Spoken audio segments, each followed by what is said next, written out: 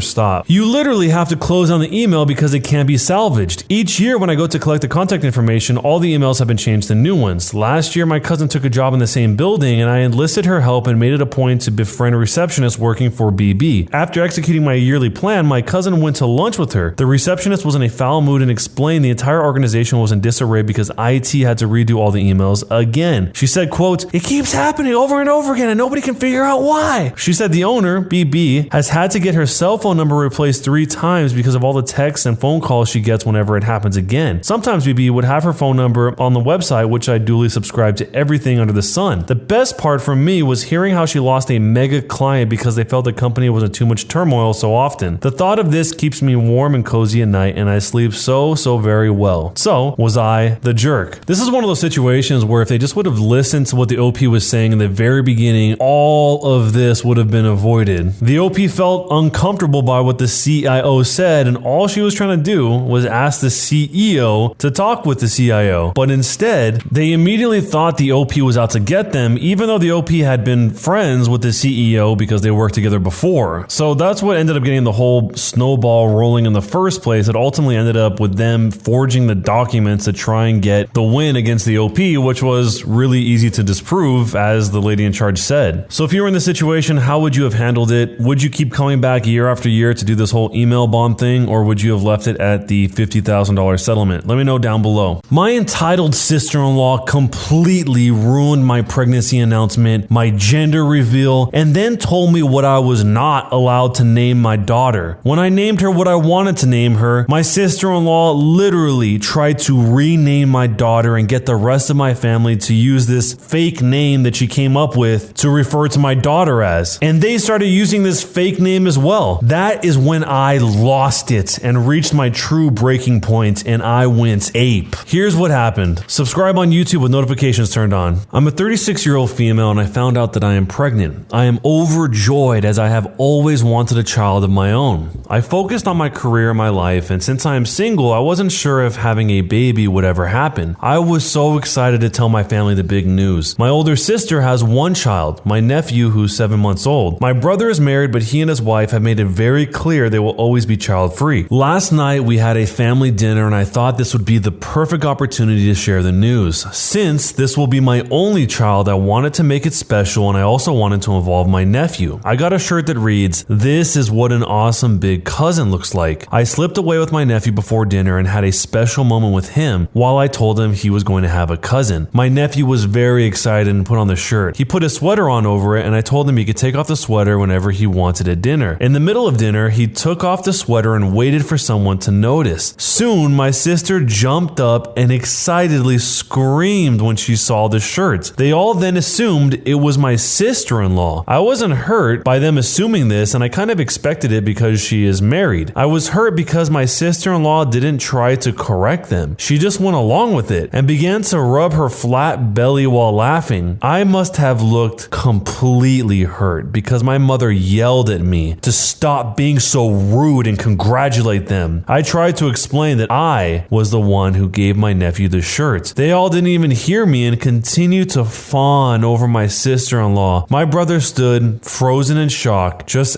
asking his wife if she was serious. I got up and I went home. I received multiple texts from this point, from them telling me what a jerk I am for making this about me. They said things like it wasn't my sister-in-law's fault and that I was jealous. I didn't reply to anything and I just cried myself to sleep. This morning, my sister-in-law must have finally let it slip that she is not pregnant. They have now all called me to apologize, saying that they just got caught up in the moment. They said I shouldn't have left dinner and that it's my fault I wasn't clear enough and that I was the one who is pregnant. My mom said I could have a redo dinner so I could get it right and they would all act surprised. My sister-in-law sent me a message that said that the way I chose to announce was how she wanted to do it if she ever got pregnant. She said that since she is not ever having a child, that she just wanted to experience what the moment would be like. She also said that I can have my chance at the redo dinner. I told them no, that I will not be doing a redo. Every single person has now told me I am being selfish and a jerk because I won't let them make it right. To me, there is no fixing this. I will eventually forgive them, but I do not want a second announcement so they feel better. So, am I the jerk for being upset and leaving when my sister-in-law stole my pregnancy announcement? So this is only where things get started. There's an update that says, it's been 4 months since the original post and it has been a wild ride. I am now almost 7 months pregnant and I'm expecting a baby girl. After everything that happened, I tried going low contact with my family. I didn't want to deal with their drama and chose to instead focus on my pregnancy. That didn't last long because my brother showed up at my door a few days later after the dinner with his suitcase. He needed some time to work things out and I was happy to give him a place to stay while he did. My sister-in-law and the other family members began calling both of us non-stop during this time. They were begging my brother to talk to his wife. Eventually, she convinced him that it was all a joke that had just went horribly wrong. I knew this was total BS and that she was lying. My brother seemed so lost and broken without her though. He went back home after staying with me for only a short time. Before he left, I talked to him about everything and told him all of my concerns. He said that he loves his wife and that it was all just a misunderstanding. He told me I was cruel for holding a joke gone wrong against her and that we both need to get over it. I couldn't force him to listen to reason, so I just let him go. After he left, I went back on low contact with most of my family and I've been much happier since. I realized based on the response to my previous post how toxic my family actually is. I decided to focus on the people in my life that were truly there to support me and my baby. My parents keep trying to contact me, but it has become less frequent lately. Yesterday, I received news that many predicted. My sister-in-law is now actually pregnant. I found out when I received an invitation to her upcoming gender reveal soon party in my email. I haven't responded yet, and I haven't heard any news from my family other than the invitation. I'm torn between laughing hysterically and crying for my brother. I truly don't know what to think. Fast forwarding into the future, my brother and sister-in-law's gender reveal Zoom party took place today. For the last few weeks, I had been debating on whether or not I should attend it. I had been doing well with being no contact with most of my family, but I couldn't seem to let go of that feeling I was being selfish and not supportive of my brother. So I decided to reach out and talk. I think I decided this mainly out of curiosity, but also loneliness. It's hard being pregnant, alone, and stuck in a lockdown. I reached out to them online. My brother and his wife are definitely pregnant. They started to try shortly after he returned home from staying with me. My sister-in-law told me that my brother brother changed his mind about having children after a long talk they had about their future. I personally think there is more to this story, but I don't have all the details yet. They did tell me they were sorry about what happened with my pregnancy announcement. My brother asked me if we would all just move forward and if I would come to their gender reveal. I agreed and decided to let it go. I also started to speak with my parents again. My parents did not apologize for their part in what happened in my pregnancy announcement. They didn't even really acknowledge that anything had happened at all between us. They don't ask me much about my pregnancy or my baby. They've only been interested enough to ask 2 questions. They asked what my child's last name will be since I'm a single mother and what the gender is. I told them I will not be sharing the gender with my baby until birth. Today was a gender reveal Zoom party. We were instructed to wear blue or pink depending on what we thought the gender would be. I chose to wear pink since the only dress I own that fits me right now happens to be pink. As all the attendees logged onto the Zoom call, everything seemed to be going rather well. My parents were in head to toe blue and said it was because they are excited that my brother is finally carrying on the family name. My sister-in-law and brother were dressed opposite in all pink. Everyone seemed happy and ready to celebrate. My sister-in-law had chosen to pop a large balloon filled with confetti that will reveal the gender. She popped the balloon and out came a cloud of blue confetti. My parents began to cry and cheer at the announcement. My brother and everyone else was smiling and clapping. My sister-in-law, on the other hand, was not. The next few moments were filled with all the guests saying their congratulations. My sister-in-law stayed perfectly silent throughout all of it. She seemed somewhat emotionless until I piped up to say my congratulations. I had said to them both, "Congratulations on your little boy. His cousin can't wait to meet him." My sister-in-law went insane. She began screaming that I was trying to steal the spotlight away from her by mentioning my baby. She said that I was being jealous and petty over my birth announcement disaster. She then asked me, "What are you effing having anyway?" She demanded to know the gender of my baby and began asking if it's a girl. She then said that I must be having a girl since I'm wearing a pink dress. My parents and other family members did little to stop my sister-in-law's meltdown. I chose not to fight with her or to try to reason with her. I just exited the call and I let it go. I don't know what my sister-in-law's problem was or why she behaved this way. I don't care and I'm not going to let things like this bother anymore. It was a bad idea to break no contact. Was I the jerk? My sister-in-law broke into my Amazon account to find out the gender of my baby. My sister-in-law's drama seems to be progressively getting worse. She found out that I am expecting a girl about 2 weeks ago. She found the gender by logging into my Amazon account without my permission and looked through my private lists. I had given my brother the login information from my Prime account so that he could watch a show that he wanted to see. I had not expected her to log into the main account and view my private wish lists / past orders. I was extremely hurt and devastated that she went this far. She took another special moment for me because she went ahead and told the rest of my family about the gender. She actually seemed proud of herself for doing this and thinks that it's justified because I was keeping secrets, as she put it. She actually thinks this is a funny story and blames pregnancy brain for any of her poor behavior. I finally snapped and I told her what she did was appalling and deeply troubling. I told her that she has ruined every major moment in my pregnancy and I cannot believe that she is proud of it. I told her that she should be ashamed of herself and that I am embarrassed for her. I told her that at this point, I will not be allowing my daughter to call her aunt because she does not deserve it. She had a meltdown after this and accused me of trying to get her to miscarry. My brother and other family members tried to jump in to defend her, but I made it clear that I will remove them from my life if they continue to defend her. They have since shut their mouths and begun to agree with me. My sister-in-law then gave me a half-hearted apology and said that we need to make up for the sake of the kids. I do want to be a part of my new baby nephew's life, so I do feel a bit stuck in this situation. I agreed to just let it go and move on.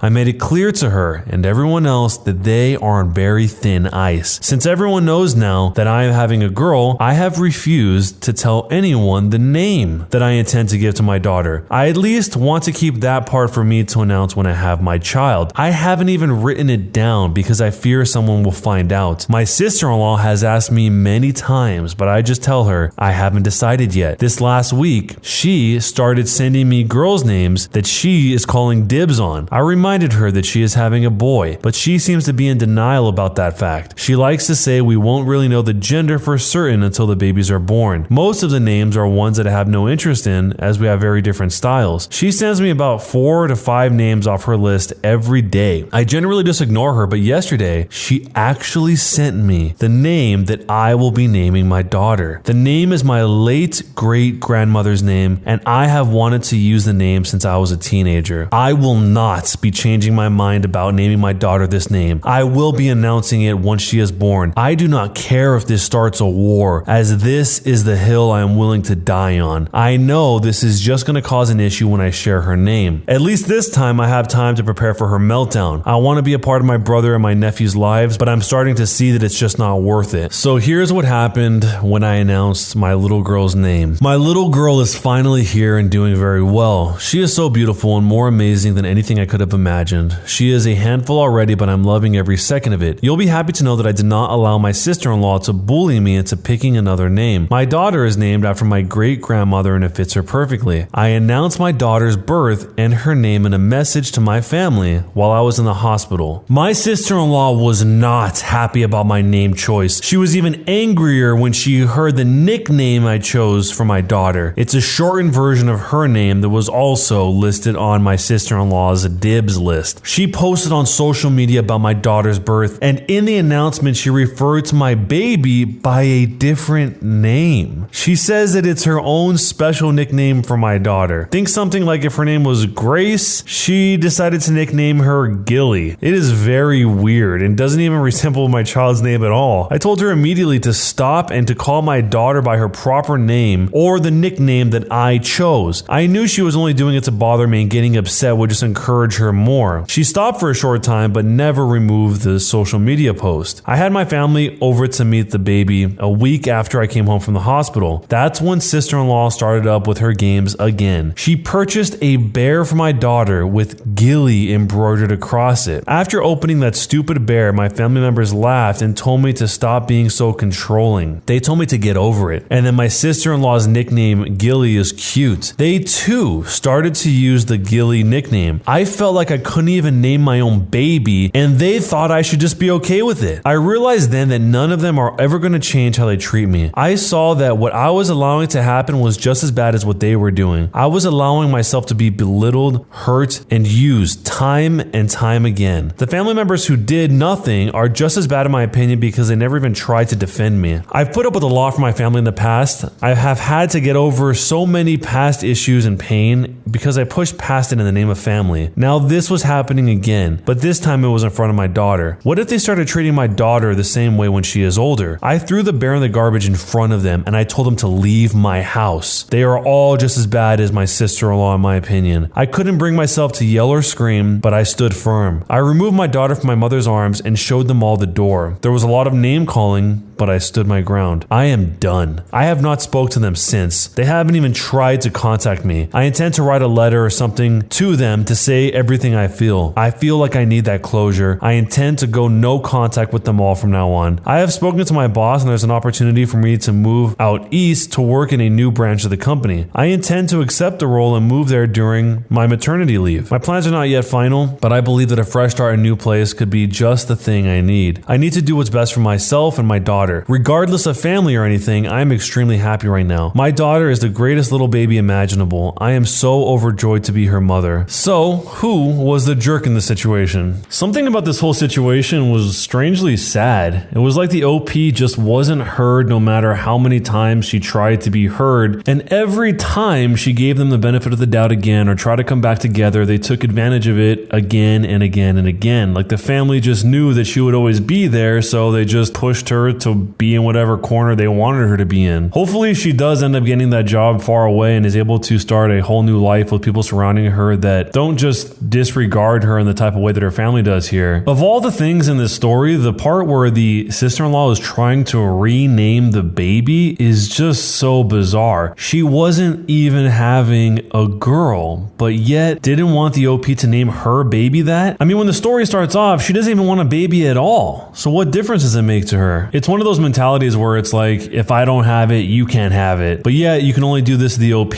because it's okay to bully her, but it's not okay to bully anyone else. At least that's what I assume from this. And also the fact that the brother staying with the OP is the reason why he decided he wanted to have kids later on is kind of strange, because if there's some context there, we didn't get to see what it was. But from the way the OP describes it, it sounds like there wasn't anything there that would have made him change his mind about having kids. So anyway, let me know what you would do if this was your family. And if you haven't already, don't forget to subscribe on the Am I the Jerk YouTube. Hit the bell to turn on notifications. And if you're into podcasts, make sure you follow the podcast as well. This is the story of how I found out my wife was cheating on me. She took my kids, and after leaving the lawyer's office, I was attacked by a Karen who called me a troglodyte and then used her husband's political power to erase the whole thing and make it seem like it never even happened. This was the very early 90s, before the internet or the Karen phenomenon. I live in a small town in a rural county. I worked for a local law enforcement agency during the day and at a large retailer at night, stripping / scrubbing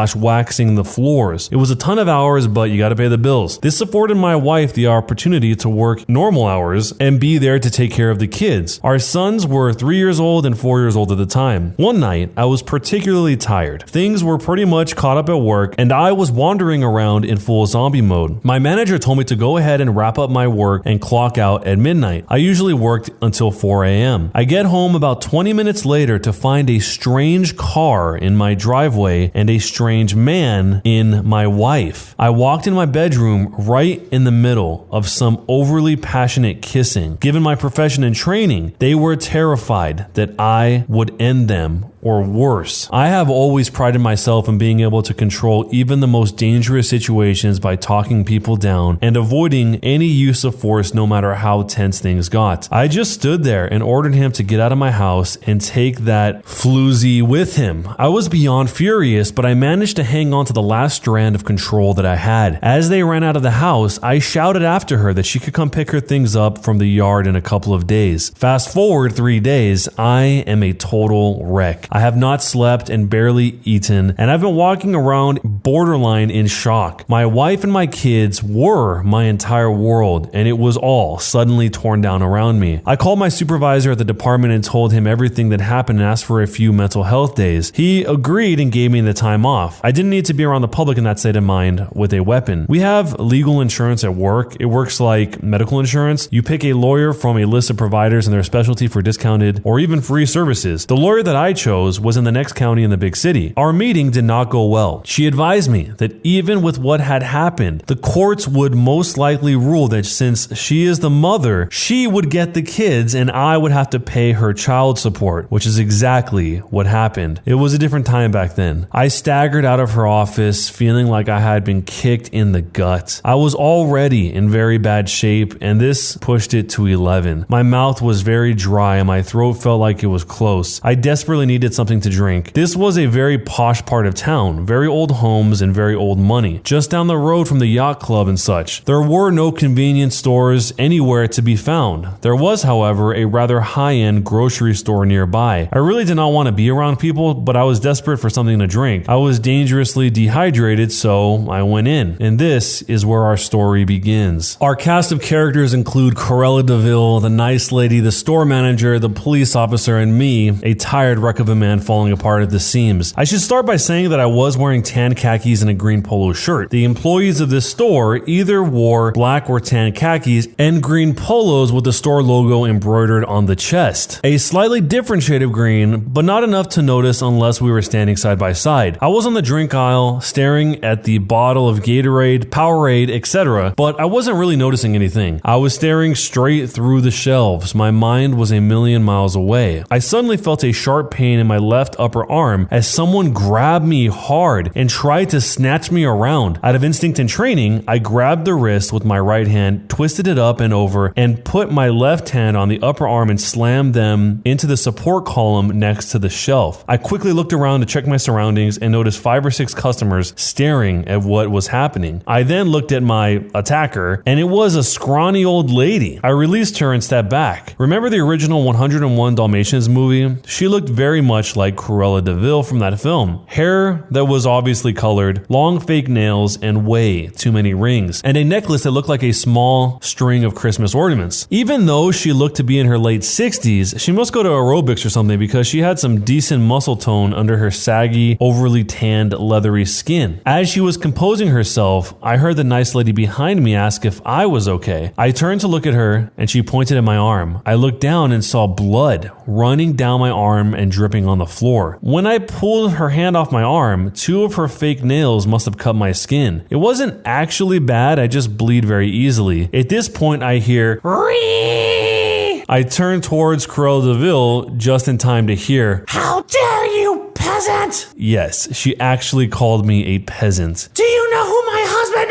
is?" Then she reached back to take a swing at me. As she tried to slap me, I simply stepped back at the last second, causing her to miss. She lost her balance and fell forward. She knocked several drinks of bottles off the shelf and fell face first into a shelf, causing her lip and nose to bleed. About this time, the manager rounded the corner and asked what was going on. Apparently, he saw her try to hit me and fall down. "I want this troglodyte fired and arrested." You gotta love her vocabulary. The manager looked at me and tells her that I do not work here. BS, he ignored me and refused to assist me, then attacked me and tried to kill me. About this time, I saw a local police officer rounding the corner. Apparently, one of the customers had the store call them as soon as this all started. The police officer must have been very close by. Excellent response time. While putting on her best victim face, Cruella de Vil said, "Oh, thank God you're here, officer. I miss Cruella de Vil, and I want this monster arrested. He tried to kill me." Cue the sad puppy dog eyes and crocodile tears. The nice lady said, "Excuse me, officer. That's not what happened at all. She grabbed him and..." "Stop lying to cover for him, you trollop!" Again with a spectacular vocabulary. So I held up my department ID for the police officer to see, and I said, "I do not work here. I work at my local department." I turned to the store manager pointing up and said, "Do those cameras work?" The nice lady said, "Excuse me, officer. Do you see the blood on his arm?" Pointing to the bleeding scratches on my arm. "That's where she..." "Stop lying for him!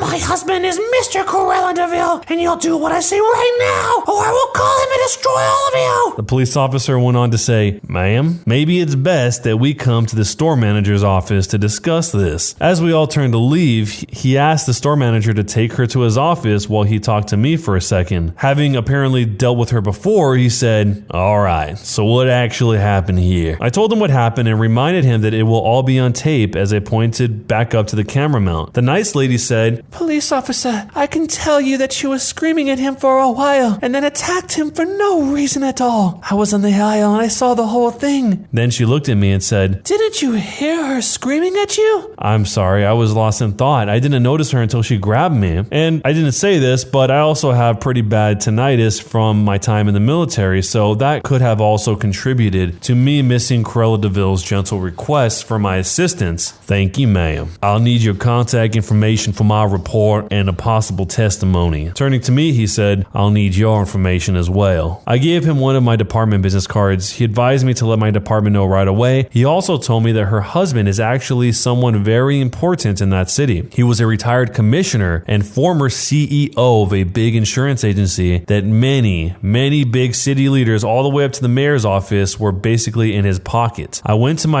directly to my supervisor's office and told him the whole story. He had me fill out an incident report and all the supplemental forms. He said it sounded like a clear case of self-defense, especially if it was all on camera. She'd probably be charged with aggravated battery since there were injuries. And that was it. Nothing else happened after that point. I never heard another thing. I called my uncle, who was a longtime officer in the department and my inspiration for going into law enforcement. And even he couldn't find anything about it. No police report, nothing. It was all swept under the rug and forgotten. I guess the moral of the story here is that money talks. Except for 3 more quick in and out trips to the lawyer's office, I never went to that part of town ever again. Was I the jerk? Man, this guy really has some back-to-back bad experiences. The whole cheating ex-wife, having to learn about it on his own. She didn't admit anything to him until he came home and actually saw with his own eyes. So who knows how long that was going on. And then to immediately get the information that she was going to get the kids despite how it all went down. And then directly after that, going to the store and having this weird situation where this lady cut his arm. And all of that punctuated by the fact that the lady got to get out of the situation scot-free because of who her husband was. She probably thought that she was going to be able to push her way through this whole thing, but when they saw the footage, they saw that it was clearly not the OP's fault. It was this lady who grabbed him, and then he reacted to that. I mean, it's not like he hopped into a Muay Thai stance and started trying to strike back. He was just directly reacting to her grabbing him enough to break the skin and have it bleed, and then stepped out of the way when she tried to come at him, and then she fell and hurt herself. Because if that wasn't on camera, that would be a very bad situation if all of a sudden her lip is bleeding and the other part of her face started bleeding as well. This is one of the few stories where pretty much everything that happens to this guy is somewhat out of his control. I mean, he didn't create any of these situations. All these situations happened to him. So let me know what you would do if you're in this situation. If you found out that the lady didn't get in trouble at all, would you pursue it and try and escalate this, or would you let it lie where it was? Let me know down below. Am I the jerk for calling my brother a sore, slow loser? My wife, Irene, is very fit. She likes working out and has a proper exercise regimen, etc. She believes that if she feels good, she looks good, and she feels good working out, so who am I to stop her? My brother, Will, spent the latter half of last year going through a messy divorce and now needs a place to stay. Though my brother and I aren't very close, I figured he would only stay with us for a couple of weeks until he got back on his feet. Will is a typical gym rat. He is always on a very strict diet, always working out and bragging about his gains. I've worked out with him a few times and he's a little obnoxious. He's always mad at you if you don't work out at his pace and is always trying to correct your form. He's a pretty fit and muscular guy, but I don't like to exercise with him. Will has been pushing Irene to work out with him because, according to him, she won't be able to keep up with him. Irene mostly just shrugs him off with a laugh and tells him she would love to work out with him. Irene works out in the mornings 3 times a week and then does a run in the evening. But she's been busy this past week and hasn't been able to stick to her usual schedule. Will thinks that she's making excuses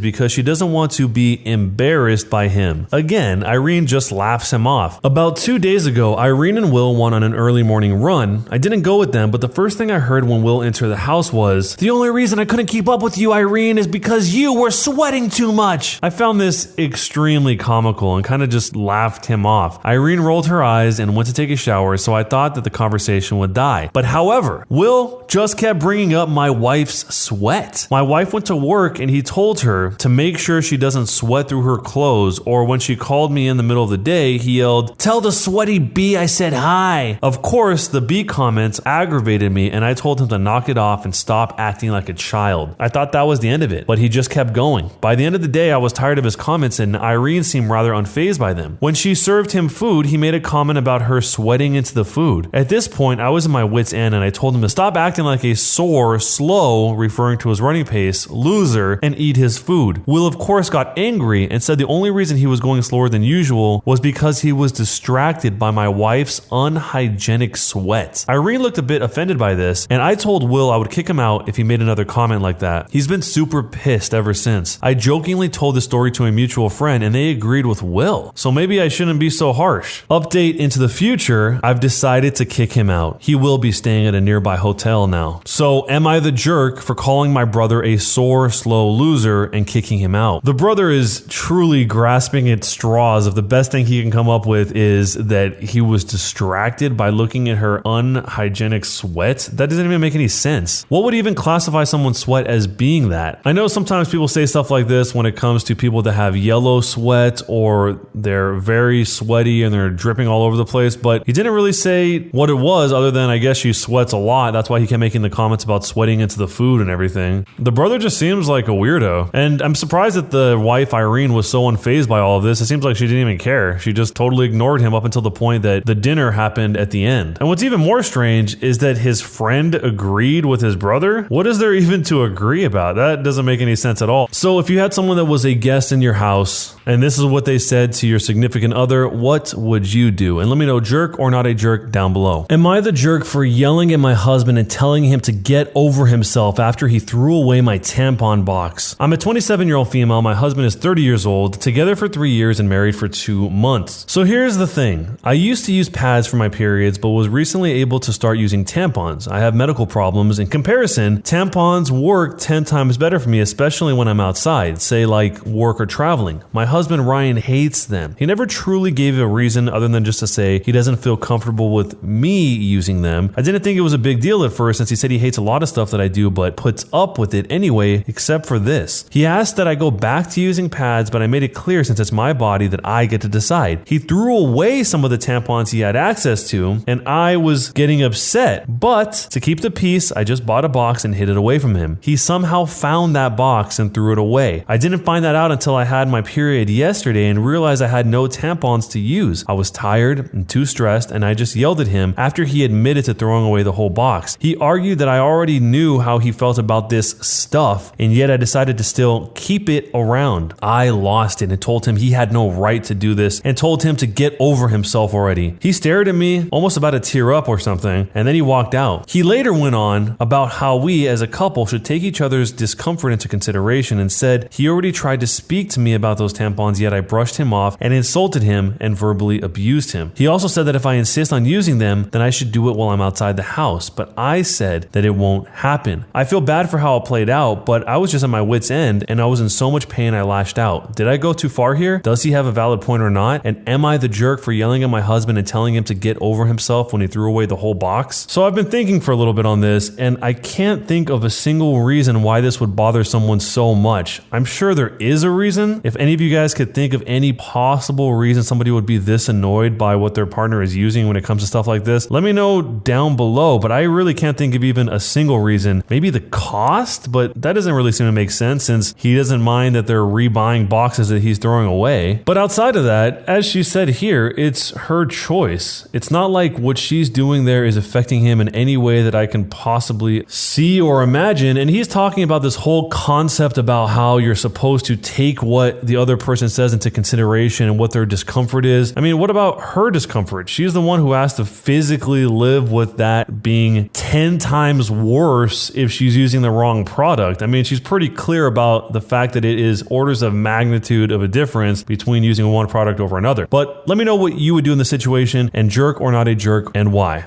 A Karen lied to the police and told them that I have a knife and that I'm threatening her. Here's how it happened. It was a sunny day and I just left work. I put on my sunglasses, my cap, and headphones to listen to some music, got on my bicycle and headed home. When I remembered that I had to get some groceries if I didn't want to starve that evening. So I stopped at the grocery store, which is no more than a 1-minute detour from the route I usually take. Outside the grocery store, I saw a police car standing still. No idea why they were there, but this is important for later. I put my bike in a bicycle stand, I lock it, take off my cap and sunglasses and put on my mask and get inside. I go in, I got my items and paid for it, stuffed all of it into my backpack and then got out in less than 5 minutes, thanks to self-checkout. Before I got out of the door, I put my cap and sunglasses back on. I'm photophobic, which means I'm sensitive to bright lights. I grabbed my bicycle keys out of my pockets, flipped open the key, it's one of those keys that you can fold into itself when you're not using it, and walked back outside to my bike when I heard the loudest shriek I've ever heard, loud enough to wake the dead. This woman, who I'm gonna call Banshee, who's standing close to where my bike is yelling, "He's got a knife!" while pointing at my direction. And before you ask, she wasn't some middle-aged woman with a Karen hairstyle, but an average-looking woman around the age of 30 with a kid who's maybe 4 years old. I've never seen her before in my life. Since I don't have a knife, I look behind me, not seeing anyone wielding a knife, and I ask Banshee, "What's going on?" And she just starts yelling louder and louder as if I was going to end her. Note, I was still wearing my mask, and since I forgot to take it off along with the cap and sunglasses, so you really couldn't see my face at all. The Banshee just kept on yelling and screaming while her kid was standing behind her, also crying her eyes out, probably because the screaming scared her. Me and like 10 other people are all watching this woman confused what's going on. It only took maybe 15 seconds for 3 police officers to come running, looking at what was going on. Banshee runs straight towards the police officers, abandoning the kid who just started to scream louder, and waddles after the Banshee and begs the officers to protect her from the, quote, man with the knife. Around this time, I noticed that I was still wearing my mask, so I took it off along with my sunglasses. The 3 police officers look at the small crowd that gathered looking for anyone with a knife. Not seeing anyone holding one, they ask,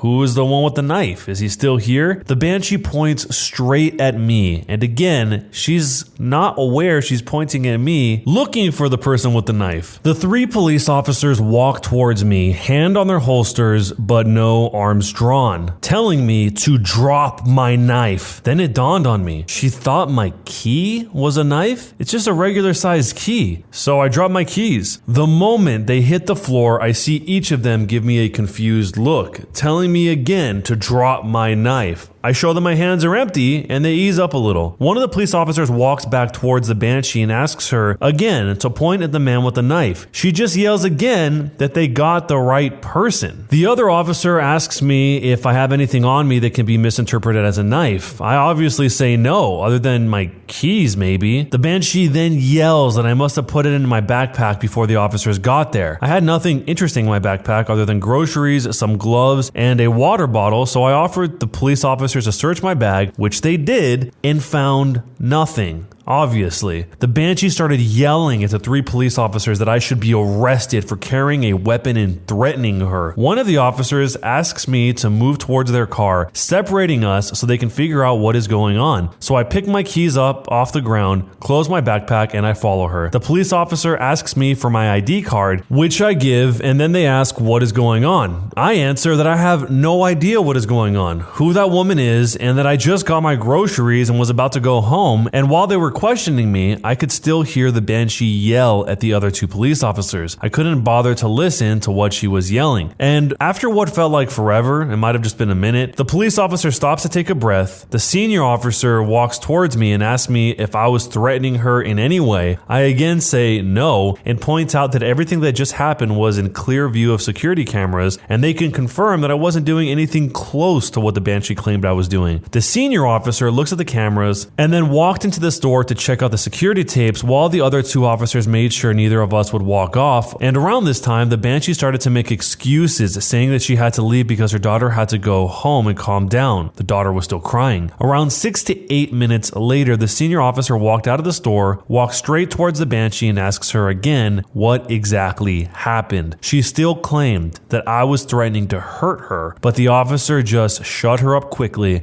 and said she was lying the whole time, and that she was trying to cause a panic. The officer gave her some harsh words, threatened her with some legal actions, or whatever you call it in your country, but eventually let her go without arresting or giving her a ticket. Then he approached me and said that I was free to go as well, but to make sure that I leave in the opposite direction that the banshee went. I still can't believe someone thought that my regular size key was that. Was she the jerk? I can understand seeing that key and thinking that maybe it was dangerous. That makes sense, because if it flips out like a blade or something and you're scared of that because you have a kid and you see cops there, maybe you could say you were afraid. But why would she say that he was threatening her? That's the strange part. Did she think that the cops wouldn't do anything unless she specifically said that he was threatening her? It just seems so strange that she would take it one step further. I just feel bad for the little kid in this situation. You have a mom who is just completely screaming like a full-on banshee, as the OP describes it here, and the little kid probably has no idea what is even going on. So the kid is just scared and confused, probably thinking that something really dangerous is about to happen. An entitled mother belittles me for not allowing her kid to sit in on a university class. I'm a musical theater student at a pretty prestigious performing arts university, and to help pay for my course alongside that, I work part-time in retail. We have a lot to learn, and I normally work more than is actually required of me, and so after asking permission from my manager, I take a folder with me to work. This contains scripts, song lyrics, etc., so I can study them when there's a lull in customers. I put the name of my school on the front of my folder as well as mine, because whilst if I leave it on public transport, people probably won't know my name, but they might know the name of the school and come by and drop it off at the school. Now that we're done with that, I can move on to the actual story. I was working the registers today, and it was reasonably quiet for the first half of my shift, so I had my folder out to work on a script. Normally, the folder is in my bag, but when I can catch a break, I take it out. However, I was called into the stockroom and it was quiet. I just tucked my folder away and went to see what school was up. I was only away for a few minutes, but like it often does, those few minutes, everyone decided they wanted to pay. Our location is understaffed at the best of times, so no one could take my place, and if they could, I knew they wouldn't be away for long, so I left my register unguarded. I returned to the discovery that my precious folder was nowhere to be seen. I panic, and whilst trying to serve the customer who has probably been waiting long enough, I look around and down the line to see if I can spot anyone who looks like they have it. Enter the entitled mother and her entitled child. She looks nice enough from first glance, standing near the back of the line, probably glad that her kid, who couldn't have been over 12 years old, was finally quiet, even if it was with the use of my folder of scripts. There was nothing in there that could have been harmful, so I decided not to make a scene and instead waited for her to be leaving and grab her on the way out. My plan works well, and as she's about to leave, I pull her and the kid aside. I asked the kid politely if he could give it back to me as I needed for school. They refused. The entitled mother got mad that I'd even request to have my own property back, saying that if it was that important, I should not have left it out for anyone to take. My patience was already wearing thin with this woman. I tell her that it's common etiquette not to take things from a place you shouldn't even be touching. She argues back that her kid doesn't know any better. I am done at this point and tell her, using one of my last threads of calmness, to give me back my folder. I've been in retail for 6 months now. I know how entitled some people can be, but I was not expecting what came out of this woman's mouth next. Fine, we'll give it to you, but we'll need some compensation. You go to a good school, don't you? Well then, my little boy's a budding actor. Let him sit in on a class to gain some skills. Okay,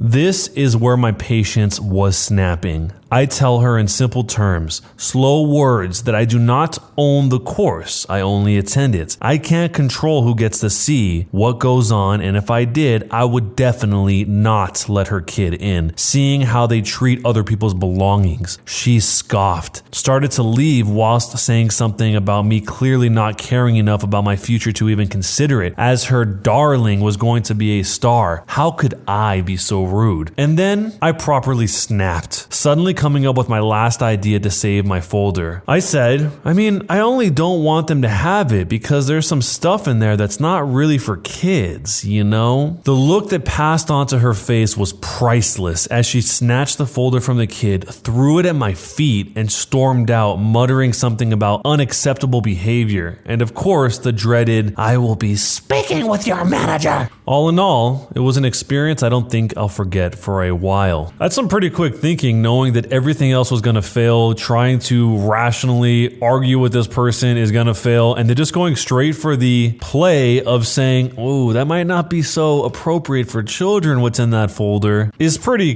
clever. I think that most people would just meet resistance with more resistance, and it would create one of these big Karen explosion moments, but in this case, she kind of diffused it by understanding the natural Karen in the wild. But how could she ask for compensation? She stole the folder and wants the compensation from somebody who's working in a retail position to get her own folder back? That just seems wild. What did she think she was going to get a big lawsuit payday here? And one of her arguments was that her kid doesn't know any better.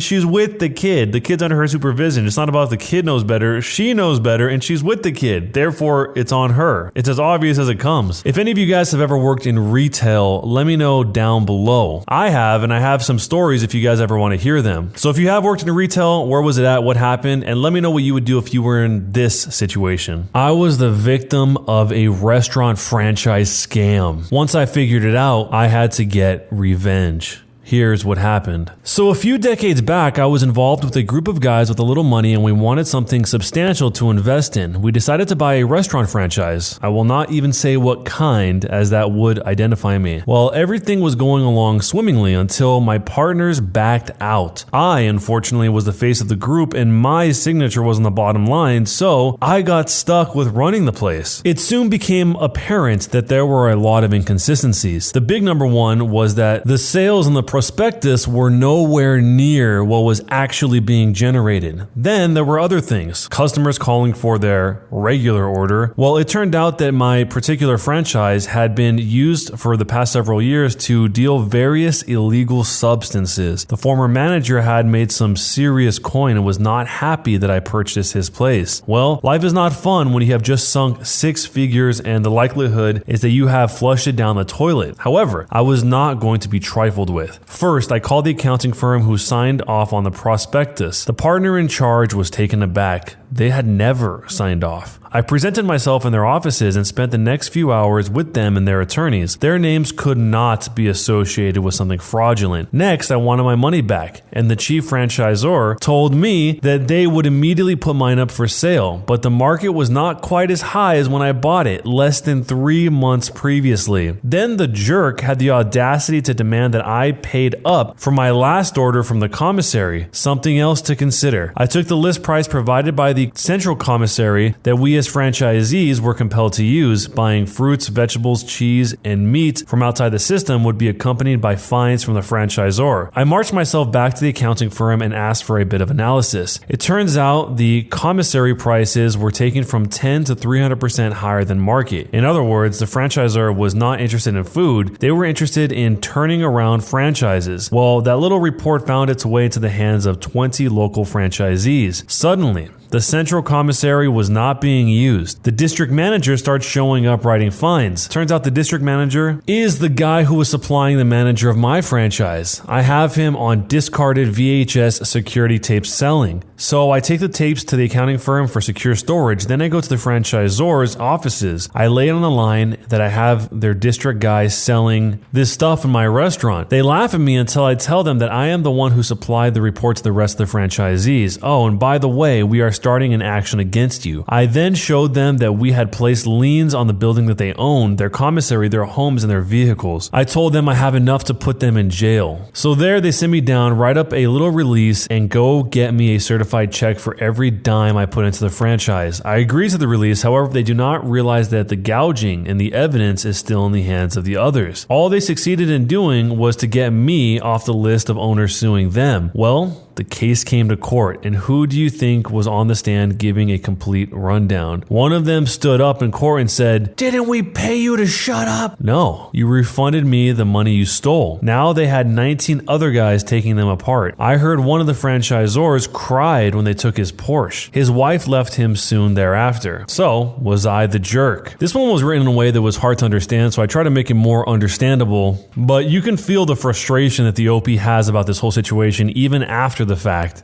First off, it's messed up that his friends just backed out at the last second and left him with all the responsibility in all these issues. Luckily, through some strange roundabout way, he was able to get out of it, but they still left him for dead in that situation. But I wonder how common this situation is where the franchise is selling food prices 10 to 300% higher than market value. That's just an extra way for the franchise itself to make more money at the expense of the people that are actually running the stores. That seems like a pretty bad way to do it, a cannibalistic way, and it obviously breeds ill will in a case like this. But the guys who were organizing this whole thing seems like they just had this scam fine-tuned and were making enough money to buy sports cars and laugh about this whole situation. I mean, they weren't going to do anything about it until he brought it to their desk and said, "This is what I'm going to do. I'm going to take you to jail with all this information and all this evidence if you don't let me free." They let him free, and then he still came to the court to testify against them. Let me know if you've ever seen something like this down below, and what would you do if you were in this situation?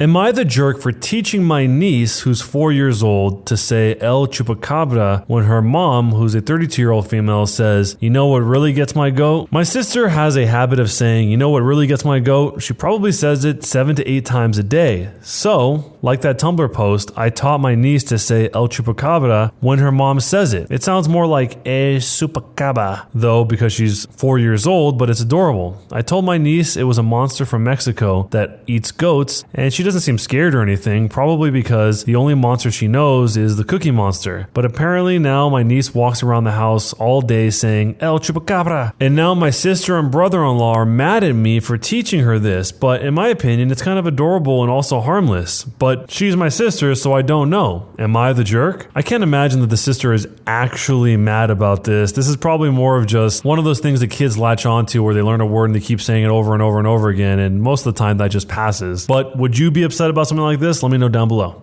My girlfriend is pissed pissed that I, a 29-year-old male, gave my ex, who's a 28-year-old female, money, even though it was from my 5-year-old son. I'm being told two different things and I would like some insight. Carrie is my ex-girlfriend. She and I have a 5-year-old son together. Even though she and I couldn't make things work between us, we do our best to co-parent, and next week is our son's spring break. Normally I would have him that week, but I'm not able to get off of work, and when I told Carrie this, she was disappointed, but she understood. So to make up for it, I offered to pay for her and my son to go someplace for that week. And Carrie talked to him and decided on Harry Potter World at Universal Studios. It's only a couple of hours drive away, so we agreed. I wrote a check to Carrie. Obviously, I would not be able to make a check out to my son because he's 5 years old and doesn't have a bank account for the cost of tickets and a hotel. And even though she said I didn't have to, I added some extra for food and souvenirs. What's the point of going to a fun place if you have to eat only peanut butter jelly sandwiches and can't bring anything back with you, right? I made a record of it in my ledger and thought that was that. This is where my girlfriend Anna comes in. Anna and I have been together for 9 months. We don't live together, but she spends a lot of time at my house and I spend a lot of time at hers. Yesterday while she was over, we got into a fight because she saw my ledger and saw that I wrote a check to Carrie. I explained what it was for, and Anna said that there was no excuse for me giving her that much money on top of the child support that I pay, especially since it was higher than the cost of tickets and a hotel. And if it was really for my son, why did I record that I made that check out to Carrie? Then Anna said she's sick of me constantly giving money to Carrie on top of the child support. I do sometimes give money to Carrie, but it's definitely not constantly, and it's only when my son needs something, not just for her to go shopping. Like a few weeks ago, my son wanted to sign up for soccer day camp over the summer, but Carrie had to say no because she wasn't going to have the money by the time it would be due. And she mentioned it to me, so I offered to pay it. It was only $75, or when my son was outgrowing his bed, instead of making him wait while she saved, I just bought him a new one. It was from IKEA, so not expensive. Things like that. The one time since we broke up that I did personally give Carrie money was when she needed help on medical bills. She doesn't have health insurance and was in the hospital with an infection, so I paid half the bill. If I recall correctly, I paid like $240 and I paid them directly. But that was before I was even with Anna. And I still consider that to be for my son because Carrie is his primary caretaker. And if she's not healthy, then that upsets his routine. But Anna brought that up too and threw it in my face. Now to be clear, Anna and I have been discussing moving in together, but no plans have been made and we do not combine our finances. Anna says I'm enabling Carrie to be irresponsible with money, that I'm prioritizing Carrie over her. I would say if I'm prioritizing anyone, it's my son. I'm not going to be prideful and refuse to give my ex money that would benefit my son. I pay child support monthly, but things happen and I have the means, whereas Carrie struggles a little. And Carrie has always shown me receipts and stuff. I trust her, but I guess it just gives her peace of mind, whatever floats her boat. So it's not like she's telling me she needs money for my son and then spending it on herself. She'd never do something like that. I told Anna that my son comes first, and if Carrie needs help with him in any way, then I will do it if I can. She said that my son would not suffer for not going to Harry Potter World and that I was just paying because I felt guilty about having to go to work. Then she accused me of still loving Carrie. I guess I'll always have a special place for her because we have a child together, but I definitely don't love her. I mentioned this to my mom, not the fight with Anna, but the Harry Potter World thing, and asked if I was in the wrong. She said no, and that I was nice to treat my son. Then Anna tells me I wouldn't be wrong to treat my son, but the amount that I give Carrie was way too much. I don't really know what to think. Maybe Anna would have a point if our finances were combined, but they're not. Does anyone have any insight? I love Anna, but I feel like the underlying reason is she feels I could have spent that money on her. Sometimes she can act a little spoiled. So, am I the jerk for giving money to my ex for my son? So the OP actually added an update to this where he said,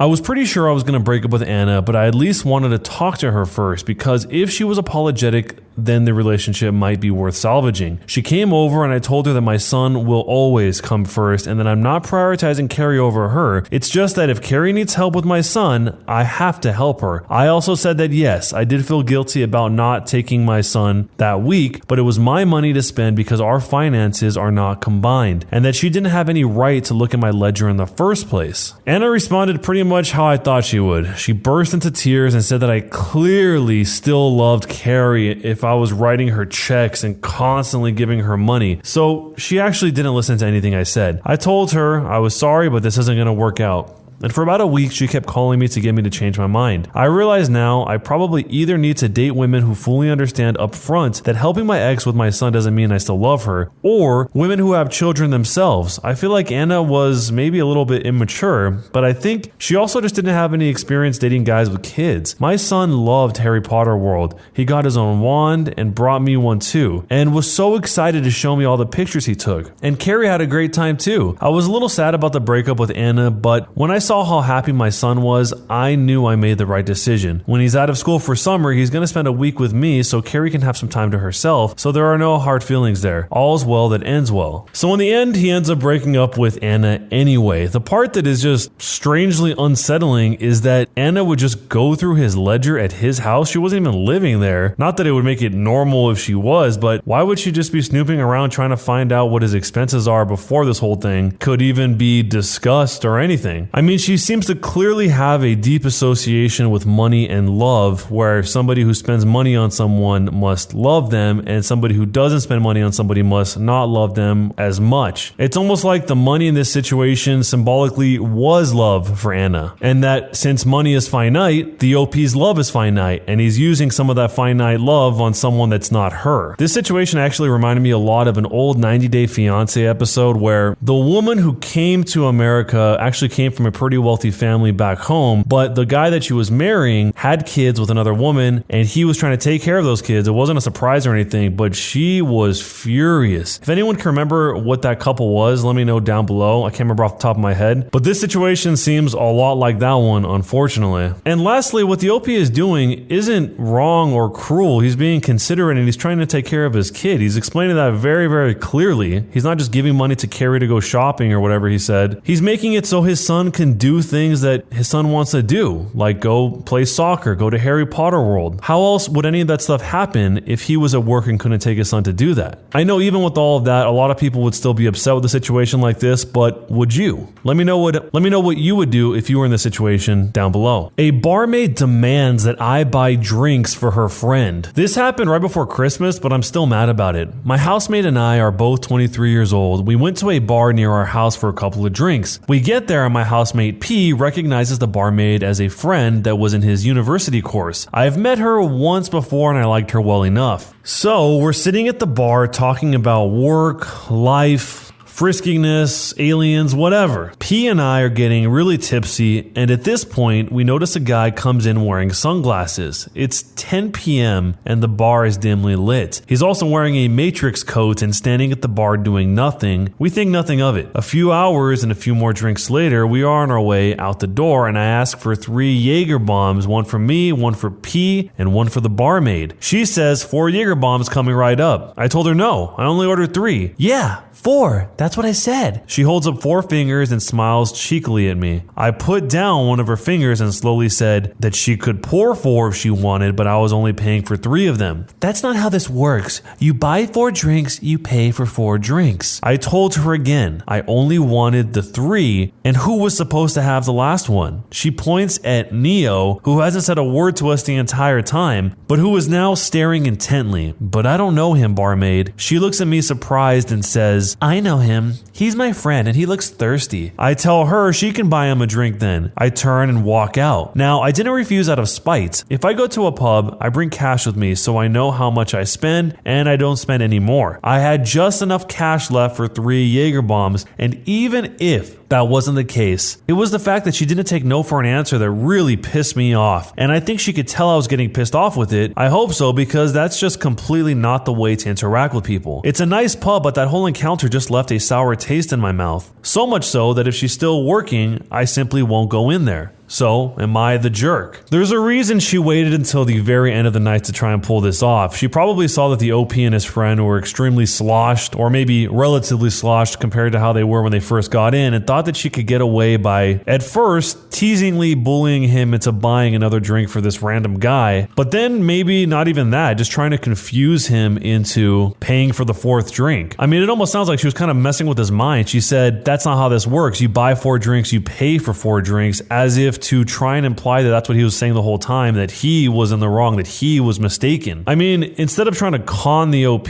why not just ask, hey, he's my friend, can you get him one too? That way you at least give the guy a choice, an option to see if he wants to do that or not. If he really likes the barmaid, maybe he would have done it if he wasn't in this whole cash limited situation. But if not, that's just taking advantage of somebody who you think is too incapacitated to know the difference. So let me know what you would do if you were in this state of mind, and jerk or not a jerk, and why. A male Karen demands that our radio station change for him. I'm a radio host for a community radio station that plays a lot of indie stuff, and there's this guy on our radio station that we frequently have to deal with who we'll call Kevin, since he's basically a male Karen. Kevin keeps calling our station complaining that he doesn't like what he hears on our station and demands that we change it for him. We always suggest that if he doesn't like what we play or say, he can just listen to a different station. Apparently, that isn't good enough for him. He just keeps arguing until we hang up on him. It got to the point that after we'd always just hang up on him, he started coming into the station in person, yelling and whining to the front desk that he doesn't like our station and wants to speak to our manager. Once I was in the lobby during one of his tantrums and he came up to me and whined, "They won't listen to me, can you believe it?" I just backed away and asked him to leave me out of this. Multiple times we've had to escort him off the premises and threaten to call police if he doesn't leave. We now have his picture up in the front of the lobby so the receptionists know to watch out for him and not to let him in. I think the receptionists are instructed to call the police if he shows up again, but I'm not sure exactly. Seriously, why doesn't he just listen to a different station? Why would you expect a radio station to completely change to make you happy when there are plenty of other stations you can listen to? Nobody is forcing you to listen to our station. So what does he want exactly? The most we've gotten out of him as to what he wants is he complains that we're a quote hippie station full of liberals and millennials that play hippie music. He doesn't like that, and also doesn't like that we're nonpartisan and broadcast unbiased news. He thinks we should broadcast right-wing news like Fox News. We're not changing the very core of who we are to please one guy. We have plenty of listeners who like our station just the way it is, as they're the ones who fund us. We're a grassroots station completely run on donations and volunteers. So, are we the jerks for not changing our radio station? Kevin sounds like he has some issues. It sounds like he is highly fixated on this station for some reason, maybe for nostalgic purposes, maybe because he just has an issue with fixation. And rather than changing himself, he's trying to change reality around himself. I mean, who knows what the history is on this exact radio station? Maybe the exact number, if it's 101.1 or something, used to be something that he connected to a long time ago and is just having this irrational association with that radio station number and his displeasure that he's getting from it out of this entire relatively new broadcasting team. I mean, if they're getting to the point where they have to give the receptionist a picture of him to call the police if he comes in, this is pretty serious, because if he goes totally unhinged, who knows what this guy Kevin would do. That can definitely turn into a scary situation. But let me know what you would do if this was your radio station and you had a guy that kept coming in and making demands for you to change it. Am I the jerk for uninviting my cousin, brother, uncle, and dad to my wedding over a prank? I'm a 22-year-old female and I grew up in a family where men prank and tease each other. Ever since my fiance, Tim, who's 23 years old, and I got engaged, my brother, my cousin, and my dad and uncle joked about running some tests to see what type of man Tim is. They've done stuff like forcing him to play chess 4 times in a row, secretly slashed his tires to see if he'd fix it himself like a man, or get help like those, quote, lazy guys. They'd ask him questions like what joke he'd like to tell his future mother-in-law, his opinions on termination of pregnancy, God, equality, etc. They also tested his fishing and hunting skills, overwhelmed him with hypothetical scenarios to test his decision-making ability / mental strength. They kept calling him slow and soft, but he has a medical condition. He has asthma. But they say that he's just making excuses. I demanded that they stop, but Dad said this is just typical stuff men challenge each other with, and said that I was ruining the fun. Last week they took Tim on a 3-day trip and hid his inhaler. He left them and returned in 7 hours and told me. I was seething after he said they admitted to hiding it as a challenge. I exploded on them when they returned. My cousin asked if little Timmy ran to me to tattle. I yelled that all 4 of them are uninvited to my wedding. My brother freaked out and said it was just a prank, bro, and they were going to give it back. But Dad says they'll apologize if I insist, but Tim will have lost the little respect they'd gained for him, and in their eyes will always be the soft college kid who's not up for the challenge. I called him and the others awful, and then I left. My cousin is begging that we talk. My uncle has been quiet, but my dad is so mad, and now he's getting my mom involved to get me to reconsider the decision, but I keep refusing to reinvite them. My mom is saying that I'm exaggerating and I should let bygones be bygones and not let this ruin my relationship with my family. Am I the jerk for making it my hill to die on, or am I exaggerating? Messing with someone's breathing is beyond a prank. The type of panic you can feel when you can't breathe and then you need to find your inhaler in emergency is something that they probably just can't even possibly relate to. It's not just an excuse, it's something that he medically cannot control. That's the type of thing that will lead people into full-on panic states, and not being able to breathe has got to be one of the most scary situations to be in. I mean, what happens if he has an asthma attack in that moment and they're in the middle of nowhere and he's not around them to tell them that he needs that, or he can't communicate for some reason? It's just a bad idea all around. And some of the other ideas they have as pranks are really weird. Slashing tires? Tires are really expensive. That's a very expensive prank, just to see if he fixes it himself or replaces it himself, or if he calls somebody to help him like a lazy guy. There's got to be a better prank than tires. Tires are somebody's entire paycheck. But when it comes to the OP's decision to uninvite them from the wedding, are you on the same page as her, or do you think that is going too far? Let me know down below, and jerk or not a jerk, and why.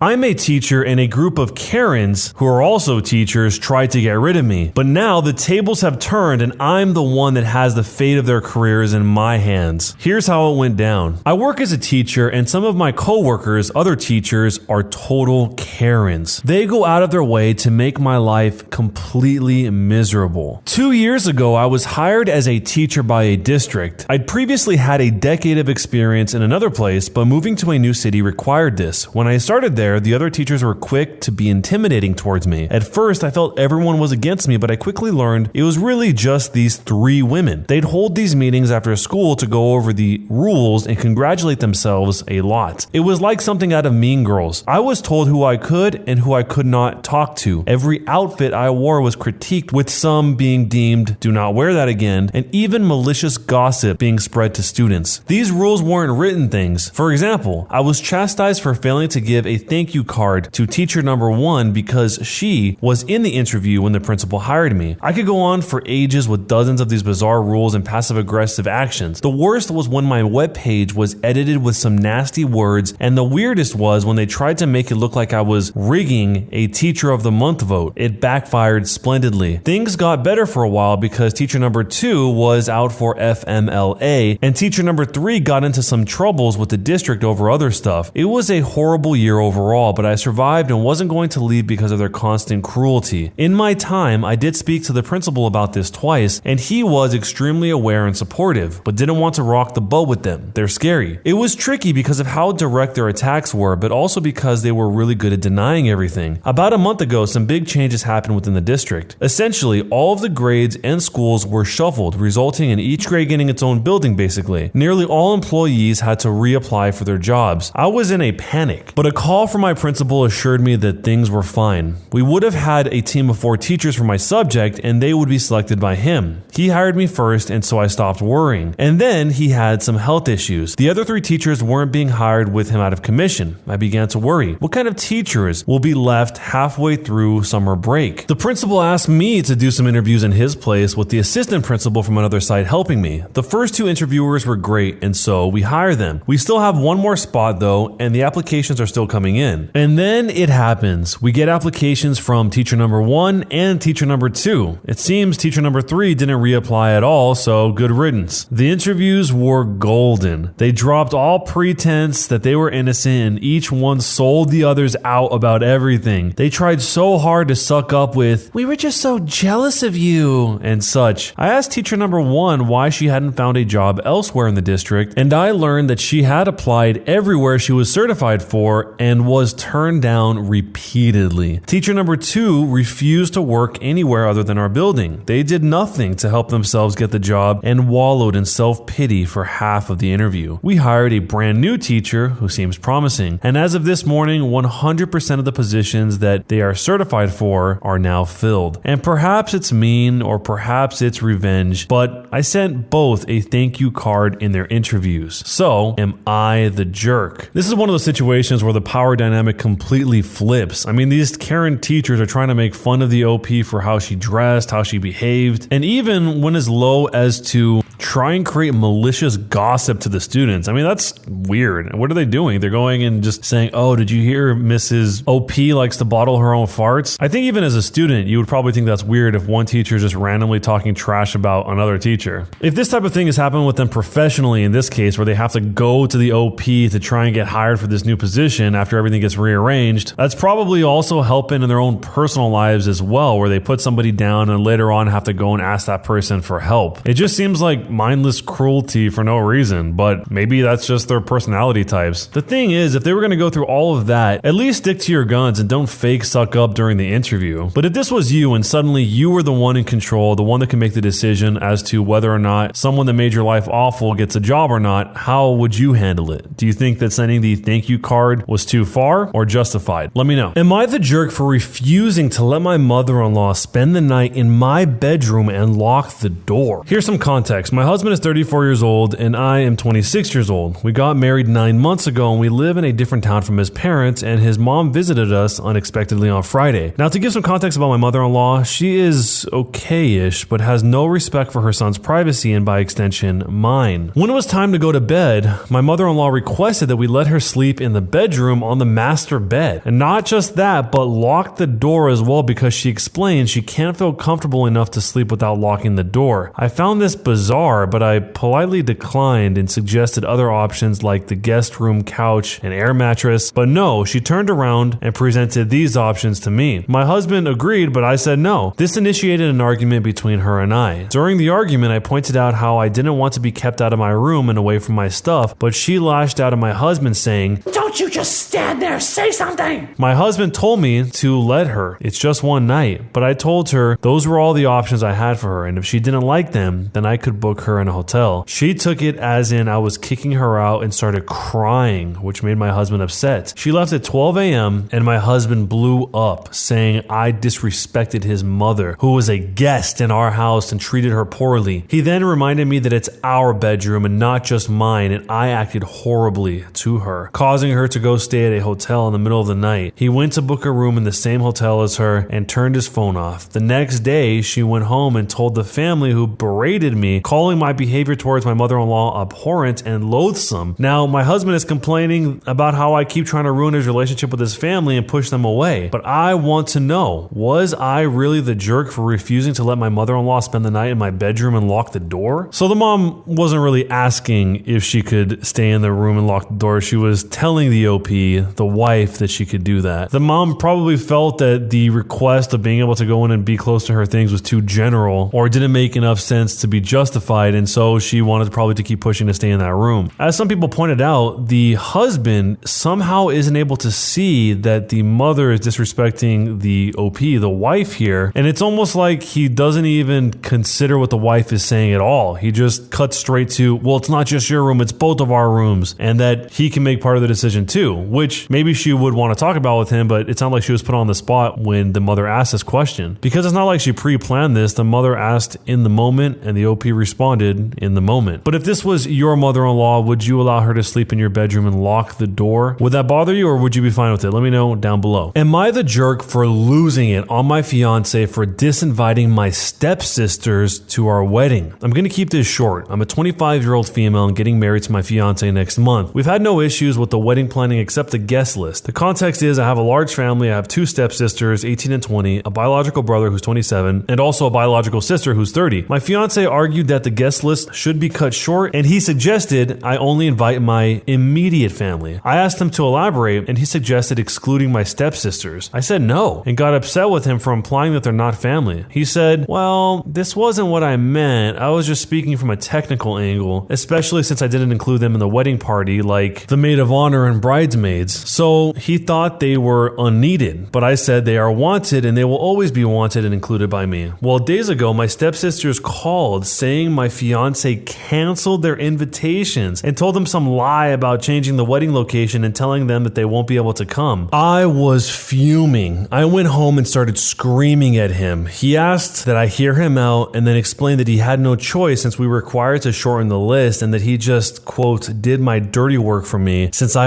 obviously was looking at the situation from an emotional angle and couldn't bring myself to disinvite my stepsisters myself. I called him a hypocrite because he invited almost 6 of his friends who, as far as I know, aren't immediate family. I told him he hurt my stepsisters by going behind my back and excluding them from my wedding, which they've been so excited about. He got up from the couch and yelled that it's our wedding, so my stepsister's feelings aren't really that relevant compared to his, and called me controlling for wanting my way or the highway. He took his phone and stormed out to see his friends. Some of his friends called to scold me for how I'm treating their brother, and then they went on about how rude I was to suggest that their brother disinvite them from the wedding just because I don't like them, and called it a you problem. My mother-in-law called and is wanting to speak to me. He probably told her what's going on, and she's probably going to ask that I apologize for yelling. So, am I the jerk for losing it on my fiance for disinviting my stepsisters to our wedding? This all sounds like a horrible way to start a marriage. You guys are yelling at each other and screaming, going behind each other's backs, trying to play games without the other one noticing. It's like Varys versus Littlefinger, but on a much smaller scale. And the fiance is trying to weaponize other people to call to scold her, and then even gets the mother-in-law involved. I mean, this whole thing is a total mess. There's probably 100 responses to this that just simply say the sentence, "Don't marry him, OP." But what do you think? Is this something worth canceling the wedding over, or is it not that big of a deal? Let me know down below, and jerk or not a jerk, and why. Am I the jerk for not sticking up for my grandmother after my wife told her to F off out of her hospital room? About 3 weeks ago, my wife, who's 33 years old, went into premature labor with our daughter at 31 weeks. It was entirely unexpected, and both my wife and our daughter had a horrible time, and it became quite dangerous for both of them. My wife became pre-eclamptic, among other serious complications, and for the first time, we weren't even sure if either my wife or our daughter would make it. Luckily, they did both survive, but our daughter is still in the NICU after 3 weeks and will probably be there for another 3. And my wife is still in the hospital as well. It has been a horrible struggle for my wife. Before this, she was a very healthy and active person, and even during most of her pregnancy, she was able to maintain a somewhat active lifestyle, but because of the trauma her body went through, she is basically starting back from square one and hasn't even been able to hold our daughter yet. My wife has a lot of struggle so far with her birth trauma and feels so confused and hurt by her experience. She told me that she feels betrayed by her own body, and even in some of her weakest moments, she even said she regretted getting pregnant entirely of how much she has suffered and how she is so worried she'll never be the person she was again. She feels horrible for having these feelings, but I and multiple mental health professionals have been working to help and support her through this. We have finally reached the point where we can receive visitors. Her family lives close by, but my family lives 3 states away and have been awaiting the chance to meet the baby and check in on my wife. My parents and grandparents flew down, and I warned my family beforehand that my wife and daughter are still at very fragile stages and they need to be patient. When I brought them in to see my wife, my grandmother immediately went and wanted to talk to her about the birth and her experience. My wife said that it was one of the worst experiences of her life, and my grandmother responded by telling her that the worst is yet to come and that struggling is what being a mother is about. My wife got very upset over those comments and started screaming at her to F off and get the F out. I had never seen my wife like this, and I could tell she was feeling extremely stressed, but I quickly escorted my family out. I told them it would be best if they left for now and we could talk later, as to not cause even more stress on my wife. My family said that they were appalled by my wife's behavior and for me not defending my grandmother, but at the end of the day, I feel that it is my responsibility to be my wife's advocate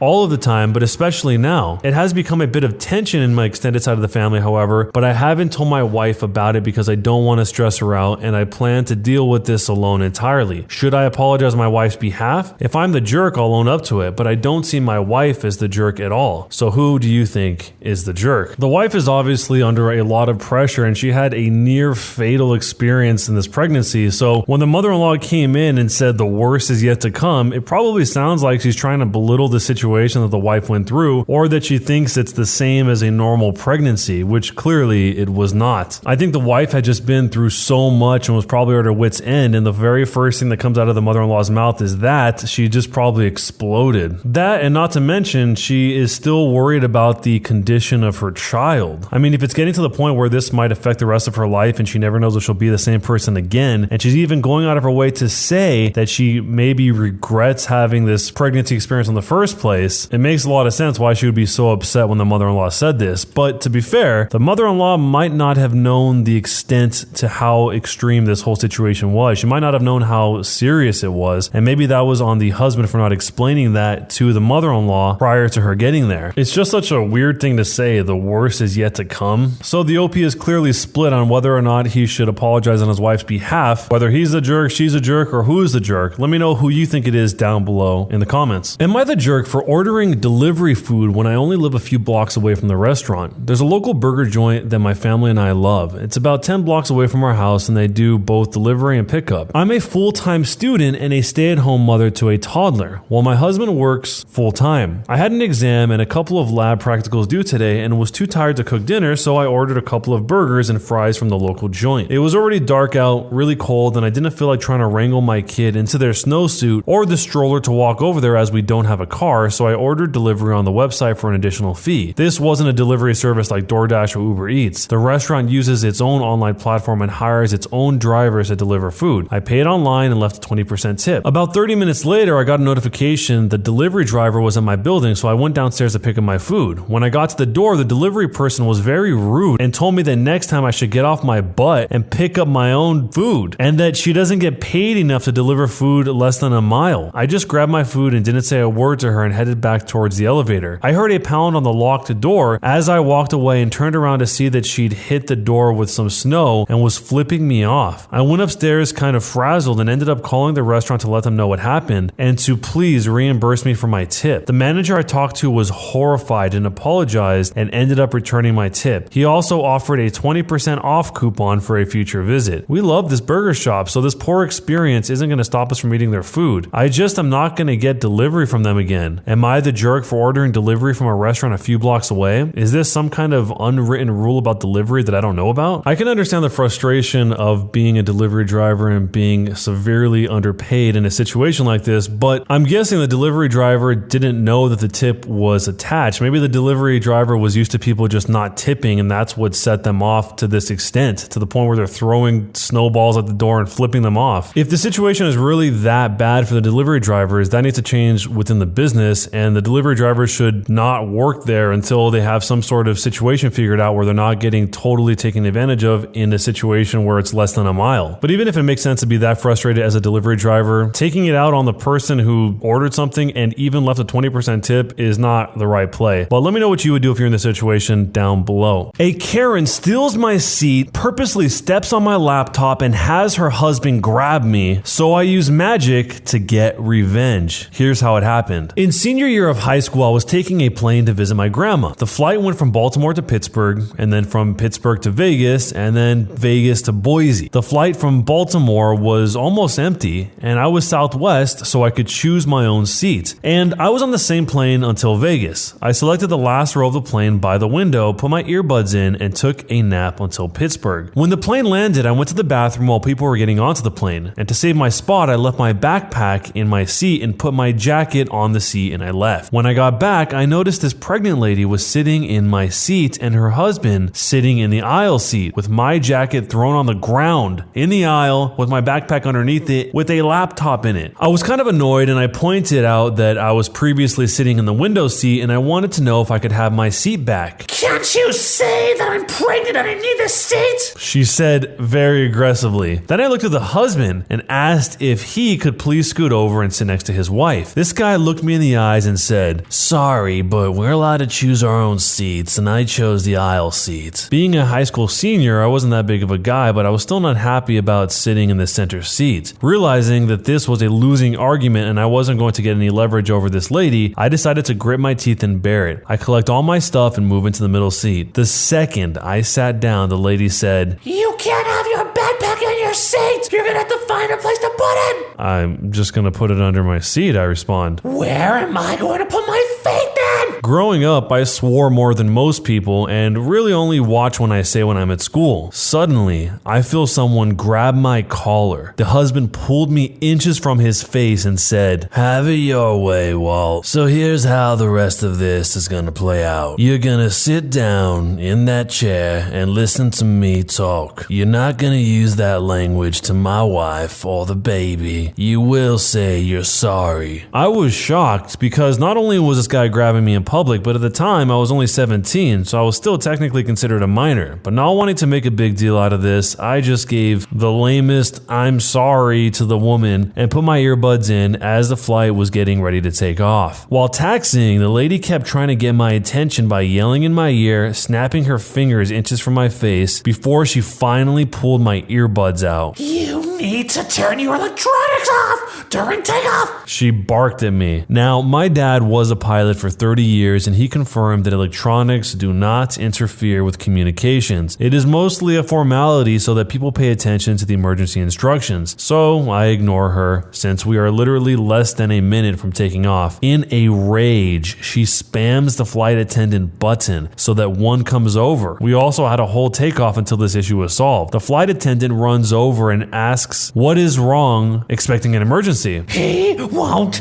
turn off his electronics before the flight. He's trying to kill us. She loudly exclaimed, realizing everyone is staring at us. When the flight attendant asked me to turn it off, I obliged. After I turn it off, she starts to lecture me about how she was right and I was wrong, rubbing how the flight attendant proved her right. So the flight is in the air, and when the intercom tells me we can now use electronics, I put my earbuds back in and I crank it. About 5 minutes into the flight, I feel an aggravated tapping on my shoulder and turn and look at the woman. You need to turn that down. It's bad for the baby, she said. While I was listening to the music louder than normal, it still wasn't to the point that an unborn baby would be able to hear and be able to understand. Shocked, I responded with no. But the second she reached for the flight attendant button, I said that I would. I did the trick where you turn your volume down 2 times and then up once so that it looks like you turn it down 3 times. Better? I asked. More, she responded. So I went down 1 more, and before I could put my earbuds in, she said, it's proper etiquette to talk to people you're sitting next to. I just ignored her. I sit back, try to close my eyes, and amazingly, this worked. I fell asleep for about an hour. It was a 5-hour long flight. When I woke up, this woman had her foot on my backpack with a laptop in it. So I adjust my foot so that it would be uncomfortable for her to continue to keep her feet the way they were. She immediately stood up and I thought she was going to yell given her ability to overreact, but it turns out she was just getting up to go to the bathroom. She gets past me and her husband when a brilliant idea pops into my head. The second she steps into the bathroom, I get ready to get up and move my stuff over to the window seat. As I grab my backpack and shift my momentum over, I feel a hand grab me. I did not take into account the husband. You are not taking my wife's seat, he said. Sir, I have to warn you that you are grabbing a minor, and if I feel like it at any second, I could cry that you are attacking me or that you have made advances on me. I respond, and as he lets go, I move over to the seat that I had before. When she gets back, she is furious, demanding that I move seats now, to the point that the flight attendant comes over to see what is going on, and this time she sides with me. When she asks her husband to make me move, I look him dead in the eyes and he goes back to reading his book as she sits in the middle seat, pissed as hell. Thankfully, I moved seats because she was up and down in her seat, having to go to the bathroom every 15 minutes, and that was pretty much the rest of the flight, except how she intercepted my bag of pretzels when the drink cart came. I responded by closing the shade to the window as we started to land at the Las Vegas airport. Once I got off the plane, I went to Burger King to get a drink and some food, and then I got to my next gate to find the last seat. I scarf down my fries and burger and walk across the hall, literally 10 feet from my seat, to throw away my garbage, and when I turn to go back to my seat, I see the same lady now sitting in the seat I had my bag in. She had moved it to the floor right in front of her. Then she shot me this smug grin, thinking she had won. Somewhat defeated by losing 2 seats to this lady, losing sleep and my patience, it was time for action. I walk over to her, gather my things, and as I got to her, I looked her dead in the eyes. I raised my right hand out, fingers spread, and hovered it right over her stomach. I looked down at my hands and then back to her eyes. I tell her, completely straight-faced, I just cursed your baby. I turn around 180, walk across the hall, and sit down on the floor, staring at her intensely. Now, I don't believe in curses, nor do I think I have the ability to place a curse, but this lady believed it. Her face was left expressionless, and she just started weeping to herself as I sat and watched. When her husband came over to see what was wrong, she told him and instantly stormed over to me and knocked the drink out of my hand, grabbed me by the collar, and got right in my face. Listen here, you little turd. That's all he got out before security guards grabbed the man and detained him. The FAA does not mess around with who they hire. One guard asked me why this guy was angry, and I said that his wife had taken my seat, and I made a comment under my breath and he got upset with me. The officer asked me for my name and my identification and saw that I was a minor. He asked if I wanted to press charges and I told him yes, but that I didn't want to miss my flight. He understood and let me go. Then informed me that the Southwest airline gate attendant to please keep track of me in case we needed more information. This meant I got to get on early and I could choose the first seat I wanted, an aisle seat, to see if this lady would get on the plane since she was sitting in the same gate as my flight. She never got on the plane and the plane took off. Halfway through the flight attendant asked me if I put a curse on the baby and I responded with, I don't know, magic. 20 minutes later, the flight attendant told me that unfortunately I would not be able to press charges on them due to being a minor, but that they missed their flight and they would have to buy a new ticket to their final destination with another airline. With 5 words, I cost this horrible woman and her husband around $500. Was I the jerk? This story was incredible. I honestly did not even see this curse thing happening. That is so genius. The guy could probably already tell that she was somebody who would likely be susceptible to believing something like that and taking it that seriously to the point that she would get her husband so riled up he would walk across the entire airport floor to try and grab the OP.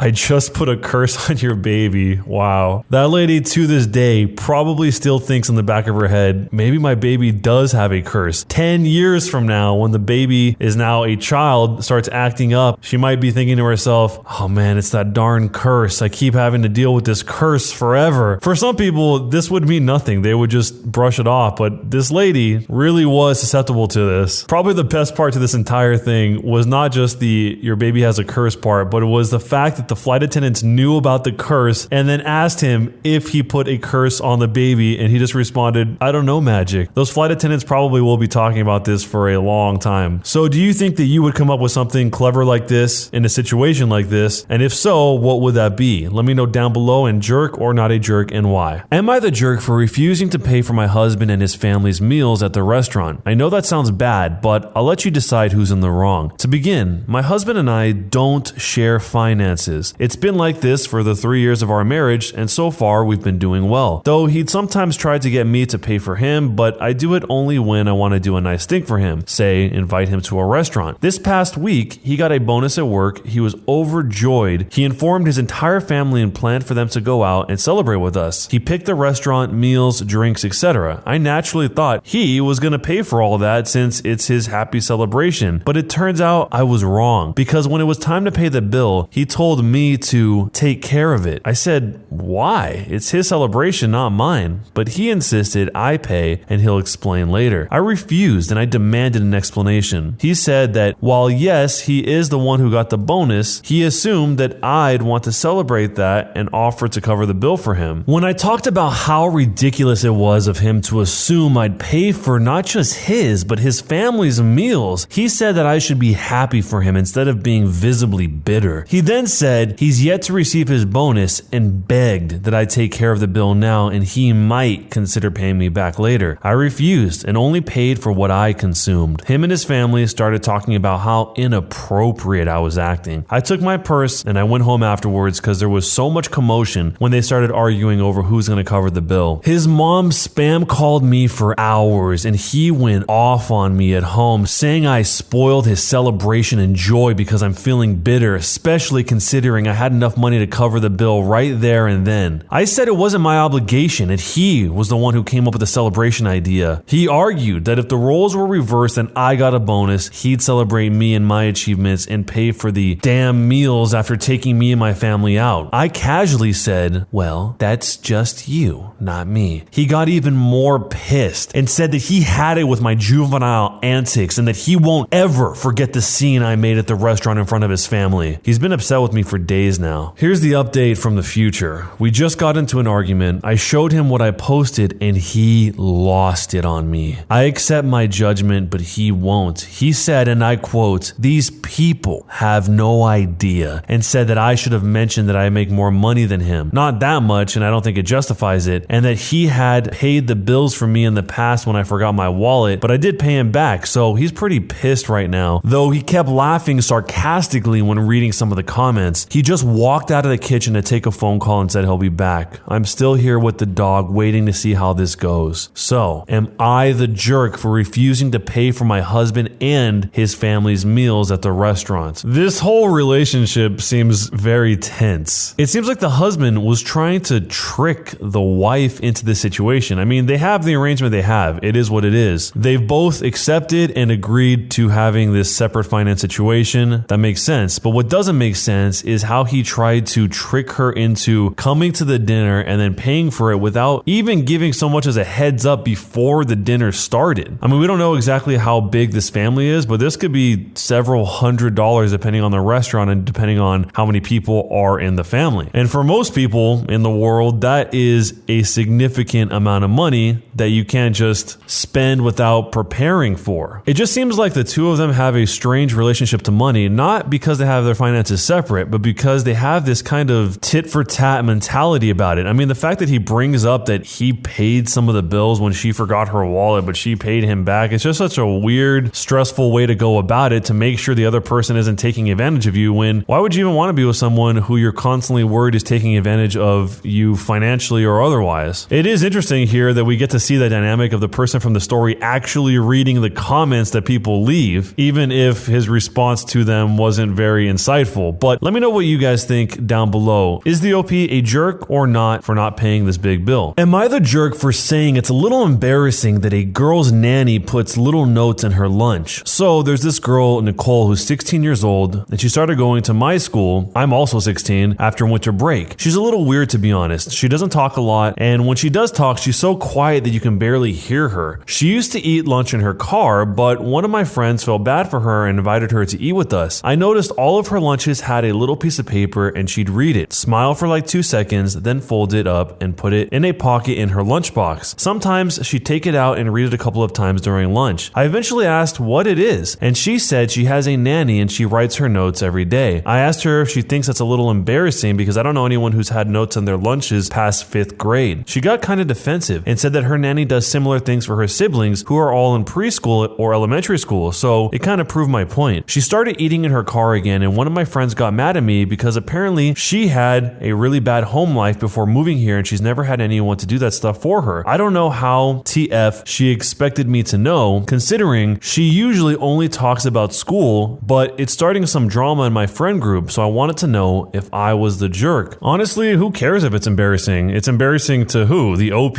Because clearly it's not embarrassing to the person that's getting the notes, the other 16-year-old girl, Nicole. And that's just a sad situation that she's eating in her car by herself. She finally has some friends, and then people will make fun of her because she has someone who cares about them enough to do this for her, and she actually appreciates it and enjoys it. That just seems like the worst take possible. A lot of people try to demonize things that are not normal, especially things like this, when this is not something that's even hurting anybody or bothering anybody, so why does it matter? If anything, because it's so rare, you would think it would be more interesting, but not some weird source of embarrassment that you're trying to impose on somebody else. But maybe you have a completely different take. Let me know what you think in this situation down below. Is she the jerk or not for saying that it's a little embarrassing that this girl's nanny puts notes in her lunch? Am I the jerk for dropping my sister's kids off at daycare and making her pay for it? I'm a 19-year-old female. My sister is 25 years old. She asked me to babysit her kids for her that are 4 years old and 6 years old so that she could go to a friend's party. I told her I can't do that day. I had an exam, so I had to be at college. Sometimes I can follow classes online and have occasionally babysat while listening to lectures. So the day that she needed a babysitter came. I answered the door in the morning and the freaking kids were on my doorstep and my sister was driving off. She just left them with me after I said I couldn't stay home that day. I called a friend that owns a small daycare and she told me I could drop them off there. Thank goodness. I gave her my sister's contact information and told her to keep me updated. And I texted my sister about what happened and gave her the address and the phone number. I picked up the kids from daycare since my sister wasn't answering her phone and I fed them. She picked them up around 9-ish p.m. and was absolutely livid that I left them with a stranger, that it was irresponsible, that something could have happened, etc. I told her that she knew I couldn't babysit that day and that she could have picked them up if she wasn't comfortable with that since I texted the address. She told me I should have just skipped the exam to retake it later. I thought this was a reasonable thing to do. When someone leaves your kids off on your doorstep without warning and and you can't take care of them. But my parents are on her side. My mom told me my sister already has so much on her plate and that I should help out when I can. I guess babysitting one day a week for free isn't good enough. So am I the jerk? The key part of what the mom said was that she should help out when she can. Exactly as the mom stated, when she can. And this was one of those cases when she couldn't. Maybe in some places you can retake exams easily, but I know for sure in other places you cannot in certain schools. Sometimes a class won't even give you the option to retake an exam if you miss it. You just get the 0 and that's it. When people ask what exactly was the sister doing, the OP said she and her friends went to an escape room or something. It wasn't a regular party. My parents weren't home that night to babysit. I mean, there are emergencies that come up and you have to rely on people around you in your close support network, especially if you have kids. But if you don't communicate with them at all about what you're doing, or they say no and you don't find an alternative method, an alternative solution to deal with it, then it's going to lead to situations like this. The sister was livid about the OP taking the kids to the daycare, but I think she would be much more livid if she just left the 4 and 6-year-old at the house while she went to school. So based on the possible outcomes here, it seems like the OP chose the better outcome. But what do you think? Jerk or not a jerk for dropping her sister's kids off at daycare and making her pay for it? Let me know down below. I found my wife's Craigslist ad that she used to cheat on me with anonymous strangers again and again. By pure accident, I was signed into my wife's Google account. I went to check a text from my cousin, but it was her account instead. I found and read every text regarding this whole thing from the very beginning. It started in early November. She posted an ad on Craigslist for NSA, which is no strings attached adult encounters. I had planned a business trip in December and she was planning this all to happen while I was out of town. She posted 2 different ads. The first one was to do the deed with a couple, a 3-way. The second ad, summarized, written as it was, said, "You would come into my house, it would be dark, you would go into the bedroom and you would have your way with me. I want to be used and left satisfied." I confirmed that at least 2 different men did the deed with my wife. I know she performed acts on them as well. She sent and received many fully revealing pictures with many other men and some women. In some of the texts, she said that this would be an ongoing thing as I usually leave for a few days every month or every other month. We have only been married a little over a year, but we dated 3 years before getting married. She explains to some of the men that she has only had a boring time doing the deed with me for the last 4 years. After I found out and recorded everything, saved web pages, screenshots, took notes, etc., I took a shower because I felt dirty and disgraced. I then confronted her about it. She didn't deny anything. She says she still loves me and that we can work it out. She's willing to sacrifice anything to make it work. I packed up my stuff and left. Right now, I'm living in my dad's. My gut instinct is to get my own place, wait a few weeks to clear my head, and then file for divorce. I am disgusted by this whole thing. All I can think about are the details in some of the texts. My imagination is getting to me. My parents are the only ones who know as of right now. My mom agrees with me and thinks that I should just leave. My dad, having experienced being cheated on as well, is telling me to wait a bit, clear my head, talk to her, and then see what happens then. I need perspective from you. I need advice from people who don't know me. Please tell me what you honestly think. I'm 30 years old and I feel like my life is crushed. All of the plans we had, the house, the kids, the career, I feel like all of that has been taken away from me. I'm going to the doctor today to get a full STD test. She's making it hard enough for me though.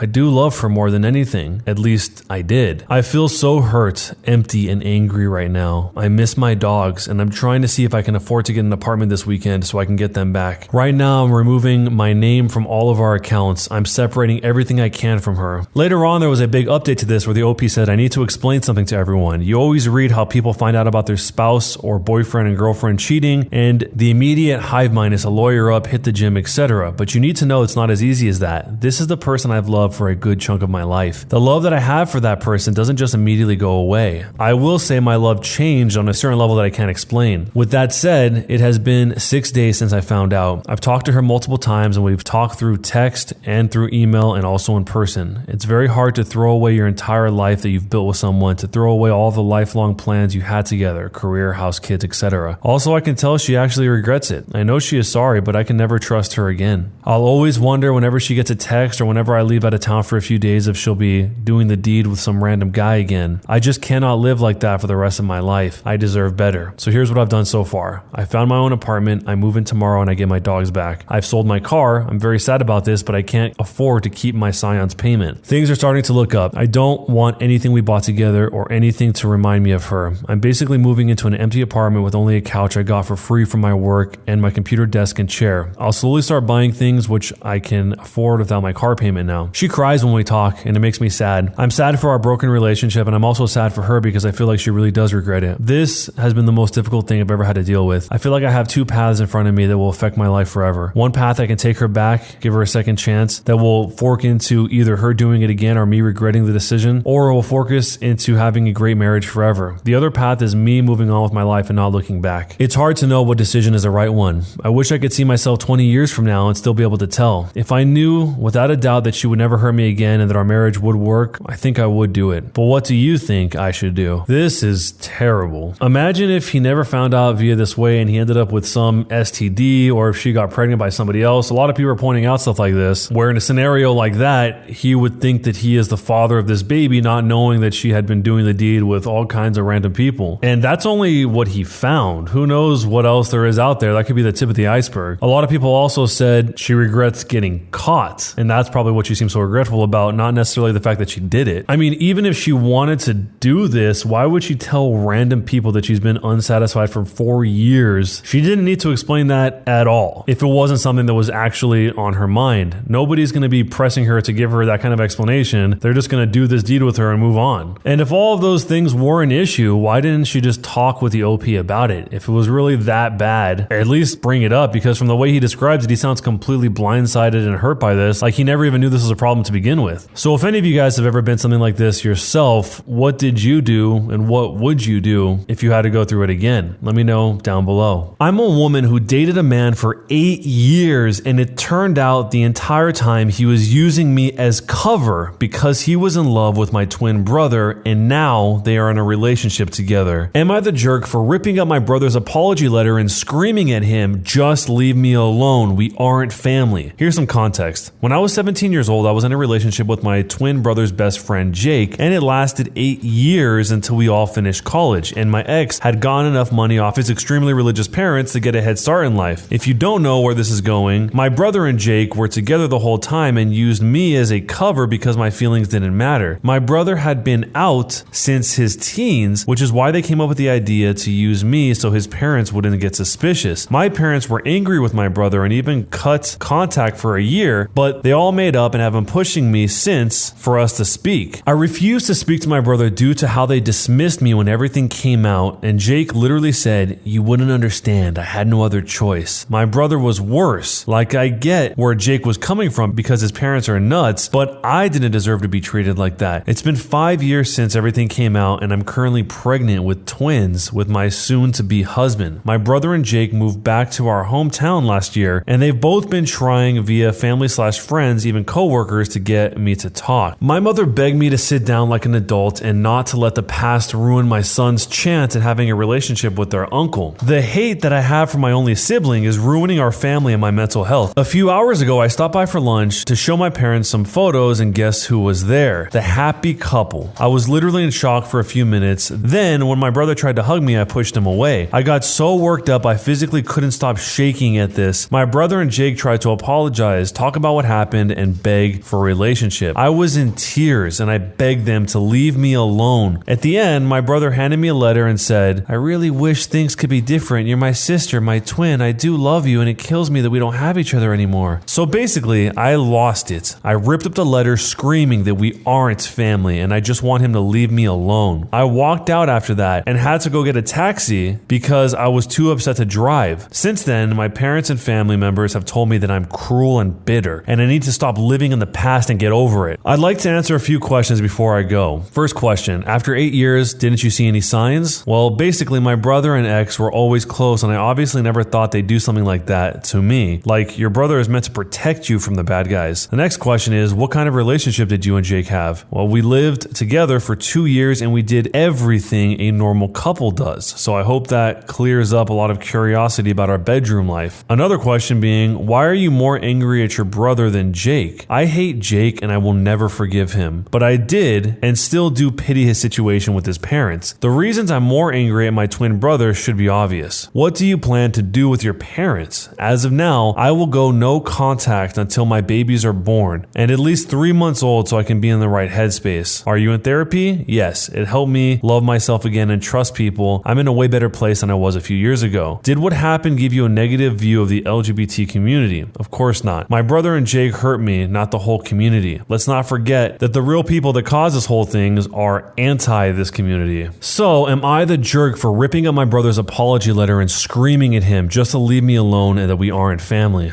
Jake and the OP's brother wasted 8 years of this poor OP's life. Rather than keeping her in the loop or trying to explain the situation, they let this go on for 8 years and didn't say anything, presumably until she found out about the whole thing, and now has permanently ruined her relationship with her brother and thus put all this stress on her family. That just seems like such a cruel thing to do to someone that you supposedly love, in this case your sibling. In response to someone else, the OP actually said that the honest truth is if they told me the truth from the get-go and asked me to be his fake girlfriend, I probably would have done it, so my brother could have been happy. So the OP even admits if they just would have been honest and explained this, she would have gone along with it and helped them out because she feels very bad for Jake because of the way that his parents are. And this entire time, Jake is just going through the motions of pretending to be with this girl. I mean, it's one thing that the brother can just send off someone else, in this case Jake, to keep up this act, but if you're actually the one who has to do it yourself, Jake, and the OP says that they did everything a normal couple would do, spending time together, etc., that's not only just wasting the OP's time, that's wasting Jake's time as well. So no one wins from this. I mean, the outcome is that they get to be together, Jake and the OP's brother, but it's hard to imagine a worse way to get to that outcome than this. I mean, even if they just met up in secret over the years, that probably would have been a better outcome than pretending to be in a romantic relationship for 8 years with your sister. That is wild. One of the top comments said, no one, not your brother, not your parents, no one gets to determine when you should be over it. You are not obliged to accept any apology ever. And tell your parents if they can't respect your feelings and your decision, they will no longer be a part of you or your children's lives. So if this was you in this situation, if you were the OP,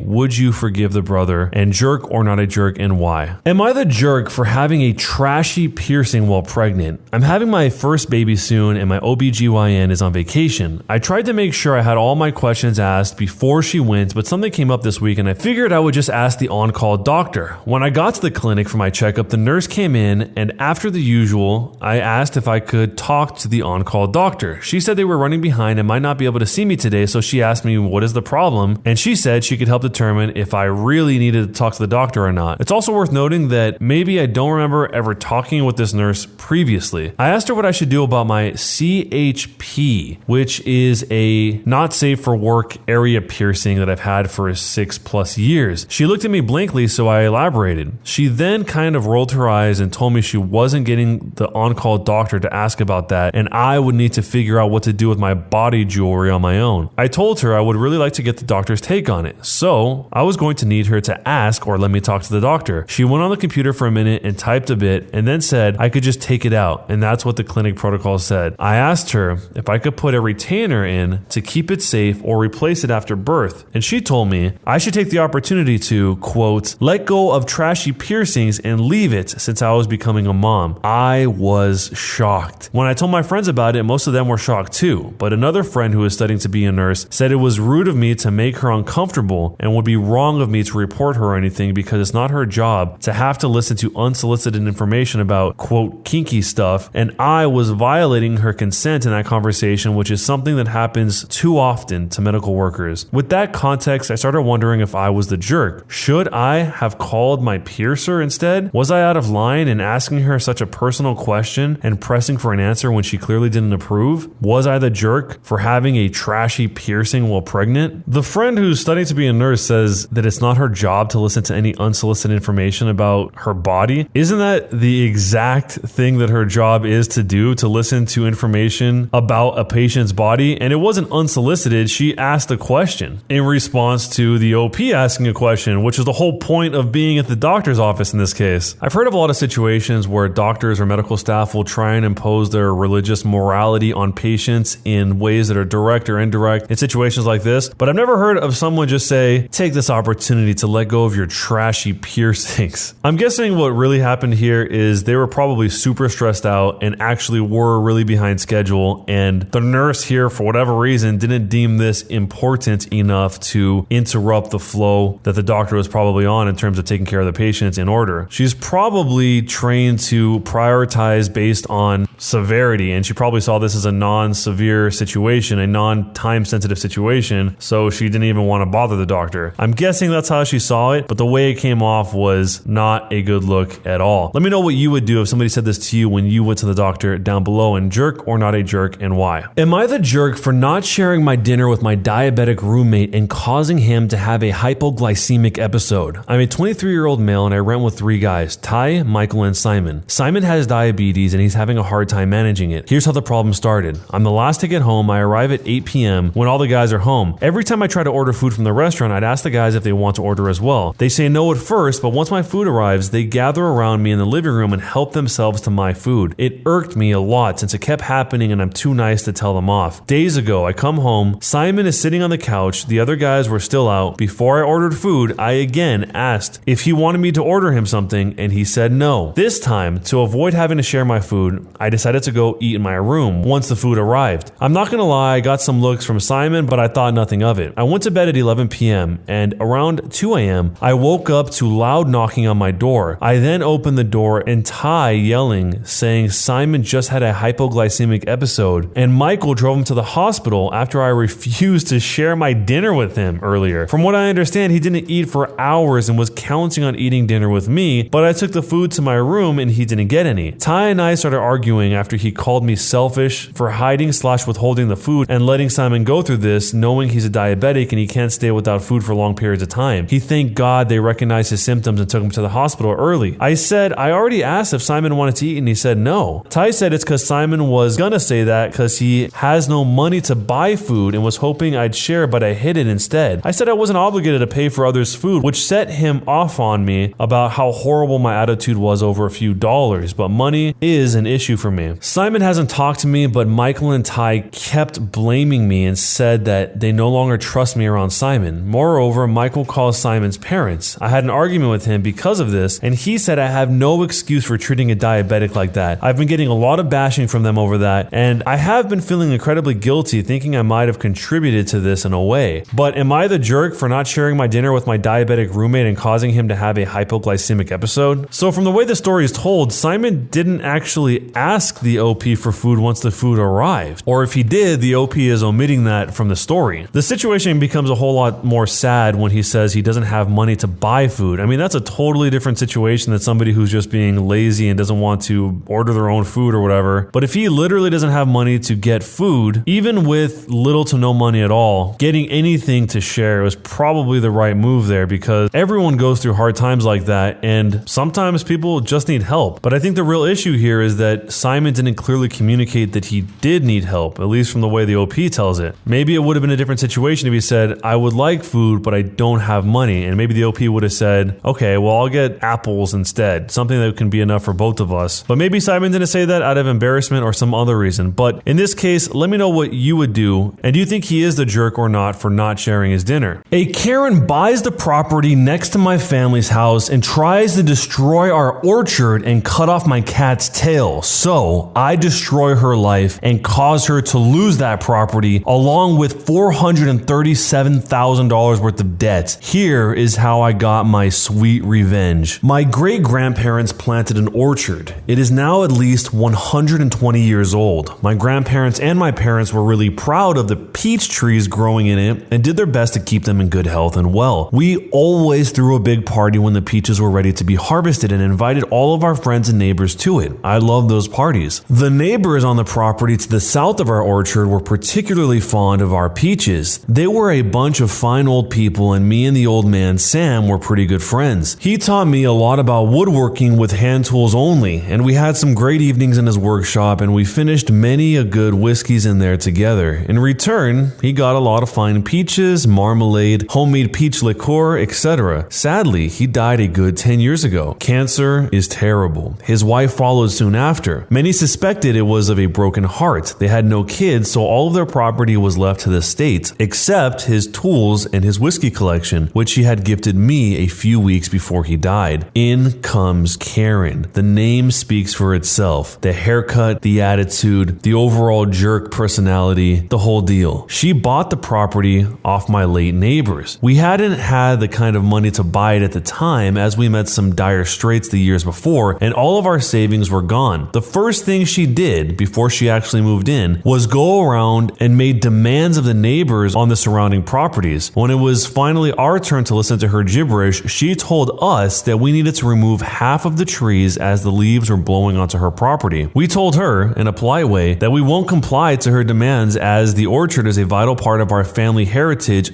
/ tradition / life, and has been for at least 120 years. She was pissed, but did nothing for the time being. There are some things you need to know before I continue with the story. The workshop that I mentioned before was situated right at the border to our property. It was a small timber-framed building, at least 160 to 180 years old. The regulations in my state are pretty strict concerning old structures. Every structure over 100 years is protected, and you need a special permission to tear it down. Failing to get this permission can lead to a hefty fine. To get the permission to build a new building, it has to be up to code, and you have to ask your surrounding neighbors, but if they agree, you're good to go. Except there is one specialty in my country. You have to keep a certain distance to the border of the property to allow emergency services full access to your property. If one of these requirements isn't met, the building is illegal, or at least only partially legal, and can be actually ordered by a court to be torn down. This might come in handy later. So, back to my Karen. After our first encounter with her, she did her best to pester the whole neighborhood. She got the neighbor's dog put down because he allegedly attacked her brat. It later turned out that she faked the attack that got the neighbor's dog put down. This dog was the sweetest and most innocent dog you could imagine. A Bernese mountain dog. Big, but a real teddy bear. Anyway, she later got us to stop doing our annual peach parties, as she called the police every time for various reasons. Noise complaints, we had a band playing there in the afternoon. Arson, we lit a fire in a designated fire pit in the middle of our property. She called the ATF on us for allegedly making moonshine. My dad had a license to distill for our own consumption. In short, she was a real pain in the butt. And after 3 years, we decided it wasn't worth it to deal with various officers and law enforcement agencies every time we threw a party, and we decided to quit. After she had reached this goal, she resorted to pestering us to remove the orchard. We didn't cave in, and some of our things started getting really fishy. Somehow, the tires of our trucks got slashed, eggs got thrown on our farmhouse, our cat disappeared and resurfaced days later in rough condition. It looked like somebody had tried to cut off his tail. Don't worry, he healed up completely, but we actually couldn't prove that she did all of that. Then came the day when she made her biggest mistake. She had a company come in sort of a secret operation and tear down the old woodworking workshop overnight. 2 days later, they started building a big garage / recreational center / house right where the shop was. But she missed one fine detail, which got pretty important later on. She did not ask our permission, nor for the neighbors. After a short while, the trees right next to her property started to get sick. The leaves turned brown in the middle of summer and the branches started to die. We lost 4 trees right before we figured out what the cause was. Somebody had driven long copper nails into them. We had a suspicion but couldn't prove it. So we put up some trail cameras, perfectly legal as it was on our own property, and we caught her red-handed. My dad confronted her. She apologized, and my dad, being the way too nice guy he is, wanted to let her get off the hook, but not me. The nail she drove into our oldest tree was the final nail to her coffin. I started to investigate. I had some friends at the administration of our county and asked them to do some inquiries. It turns out that she didn't apply for the permission to tear down the old shop, nor for the permission to build the new building. I did some further inquiries on the borderline of our property. It turned out the old approved markers vanished over time and her building was about 3 feet on our property. After I had gathered all of this information, I presented it to my parents. At first, they were reluctant as they didn't want to start a neighborhood clash, but after I recalled all the things she did to us and our neighbors and possibly our cat, they were in. So let the games begin. First, we called the authorities on her for tearing down a protected building and presented them with all the evidence we gathered. Then we called the building's authorities on her for building a building without permission, not up to code. And not only did she not keep the required distance on the property border, she also built on our property without our permission. Long story short, it turned out the workshop hasn't only been protected because of its age, but also because it was a historical landmark which played a vital role in the conflict back in the 1860s. She got sued for this and had to pay a fine of $150,000. She further had to demolish her newly built building, costing an additional $50,000 and fined for this too, about $83,000, and had to rebuild the workshop on her own expense, which was another whopping $154,000, as it had to be period correct up to the smallest detail, which means it had to be built with the correct materials, with the hand tools only, and the correct dimensions. As you can imagine, paying professionals to build quite a large timber frame building only by hand gets expensive pretty fast. So all in all, it cost her an equivalent of $437,000 plus further expenses as lawyers, etc. This caused her to go bankrupt, and she had to sell the property in the end, which my parents bought, by the way. And the last thing I heard of her was that she moved back to the big city. And the best part was the peach parties are back and even more lit than ever. The Karen in this situation just couldn't be content. The whole situation starts with her trying to encroach on other people's properties before she even moved in. There's an old Seneca quote that says, "Nothing to my way of thinking is a better proof of a well-ordered mind than a man's ability to just stop where he is and pass some time in his own company." And it seems like in this situation, it's the complete opposite of that. It is a very, very chaotic mind, not a well-ordered mind, that leads the Karen to going through all of this in order to do what exactly? To assert her dominance over the neighbors?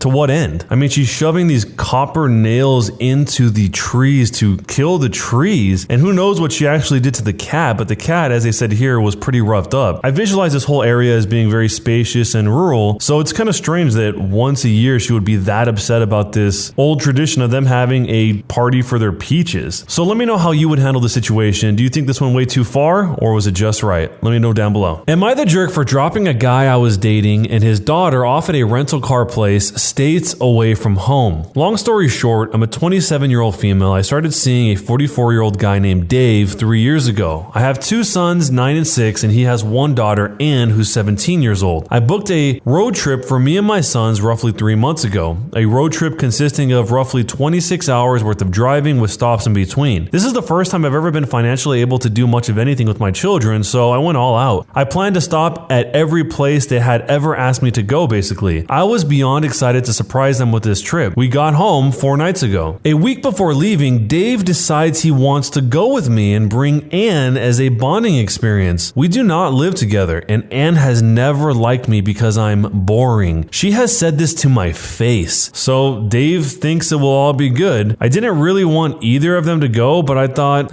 why not? This could be good for us. Boy, was I wrong. From the moment Ann got into my vehicle, she started complaining about absolutely everything. It was too crowded, too loud, we were taking too many stops, the boys were too annoying and needed to quiet the F down and chill out. We get a hotel 9 hours in Pennsylvania. It's around 3 p.m. at this point. Dave asks if he can take a drive with Ann because she was getting irritated with the kids. I told him he could if he makes it quick because I needed to get dinner supplies. 3 hours later, he shows back up. Him and Ann went out to eat. So I made a comment saying, "You didn't think that we wanted to eat too?" And Ann snaps back with, "I don't think we asked." After comments like this for days, I finally snapped. My boys are now saying they just want to go home because several times Dave told my kids to be quiet because of his kids' level of comfort. At this point, I haven't done anything with my kids because the queen would have a fit if we pulled off anywhere. And Dave Dave at this point basically refused to let me drive despite me arguing in my car. So I snapped and I told him to pull the F over. And when he finally does, I drive to the nearest car rental and I tell them to get the F out of my car. Dave and Ann start flipping out. Ann says she isn't going to get into a car that has bed bugs. And Dave says he didn't want to take separate vehicles and didn't have enough money for a rental because the Queen spent over $1,500 in 4 days. So I say, I don't believe I effing asked, and I take off. We were close to 800 miles from home. It took them 4 days to get home due to lack of money and needing to borrow money. Now I'm being told I'm a selfish bee. Am I the jerk? It sounds like Dave is under Ann's thumb, and maybe he's trying to do that because he's in some sort of weird situation with Ann or a custody issue, but it sounds like he's complying with whatever Ann wants her reality to be, and he's imposing that reality on everyone around them, regardless of who it makes uncomfortable. Obviously, in retrospect, the best thing would have been is if the OP just said, no, you can't come. This is specifically for me and my boys. We've been planning this for a long time, but it must have felt so bittersweet to finally be able to financially do any of this and then have it all soured by the situation with Dave and Ann. The question is, why would they even really want to go in the first place? Maybe Dave just thought it was a cheap way to entertain his daughter who was annoyed with him. I mean, that's kind of what I'm reading from this whole situation, but I don't even know what you could spend $1,500 on in 4 days. I mean, even if you ate out every single meal, 3 meals a day, 4 days straight, 12 meals, you're not going to spend $1,500 unless you're going to some crazy fine dining places. So what else could you even spend that much money on? But with all that said, let me know what you would do if you're in this situation. Jerk or not a jerk? Am I the jerk for blowing up at my husband for lying to me about my sister and her baby leaving when he actually kicked her out? My sister, who's 20 years old, got out of a terrible relationship and moved in with me and my husband and brought her 5-month-old son. She's been dealing with a handful of issues from PPD to depression. I asked my husband if he'd be okay with her moving in, and he said absolutely. Not just this, but he was the one who picked her up / brought her home. She stayed for 2 weeks and helped around the house. My husband started complaining about the baby crying, but a newborn baby is expected to cry, especially at night. He said it causes him stress, although I suggested he put on earbuds. He suddenly told me to forget it, and so I did. Last week I had to go out of town to attend a friend's funeral without my husband. He said he wanted to stay with my sister to make sure she's okay. I returned home the next day and didn't find her or her baby home. My husband said she contacted a friend in another town and wanted to move with them and left that morning. He handed me a letter he claimed was from her. This felt so odd, especially after reading the letter. I called her phone many times, but it turned out my husband found it and said she must have left it behind. I was worried. I had no means of contacting her to make sure she was okay. I contacted relatives, but they knew nothing. Yesterday, I got a call from an unknown number and it was her. We talked and she told me that she didn't leave on her own, but my husband kicked her out after telling her she was no longer welcome and she needed to take responsibility for her decisions. I was in shock. As she explained, she's not with a friend, but at a shelter and she has no money. I waited till he got home and I blew up at him. He admitted he faked the letter, he hid her phone, and then argued that it's his house and he has a say, but he shouldn't have lied to me about my sister and caused her to be homeless. He said I was being unfair and wrong to lash out at him for wanting peace in his home. I went upstairs and refused to argue anymore. I told him I'm going to pick her up tomorrow, and then he said he changed the locks while I'm gone so I wouldn't be allowed to bring her home. I'm thinking of going to a hotel, but he kept saying I'm letting my sister affect our lives by prioritizing her, but there's a baby involved, my nephew, and I cannot leave him homeless. I get that it's a house too, but I don't see why he's so against her staying. Fast forwarding into the future, he returned home and we started arguing again. I couldn't take it anymore. I'm going to stay at a hotel for tonight and I'm leaving in an hour or so. He is wanting to talk again now, but I'm incredibly overwhelmed and stressed out and need some time by myself. I don't care if he's going to change the locks or not. not. I'm working on meeting up with my sister as soon as possible so we could try to talk more openly about what happened and hopefully try to figure something out. So, was I the jerk for blowing up at my husband for lying to me about my sister and her baby leaving when he actually kicked her out? This husband sounds so slimy. Not only did he wait for the OP to be out of town so that she couldn't do anything about it, he stole the sister's phone so she couldn't contact the OP. I mean, that is really twisted.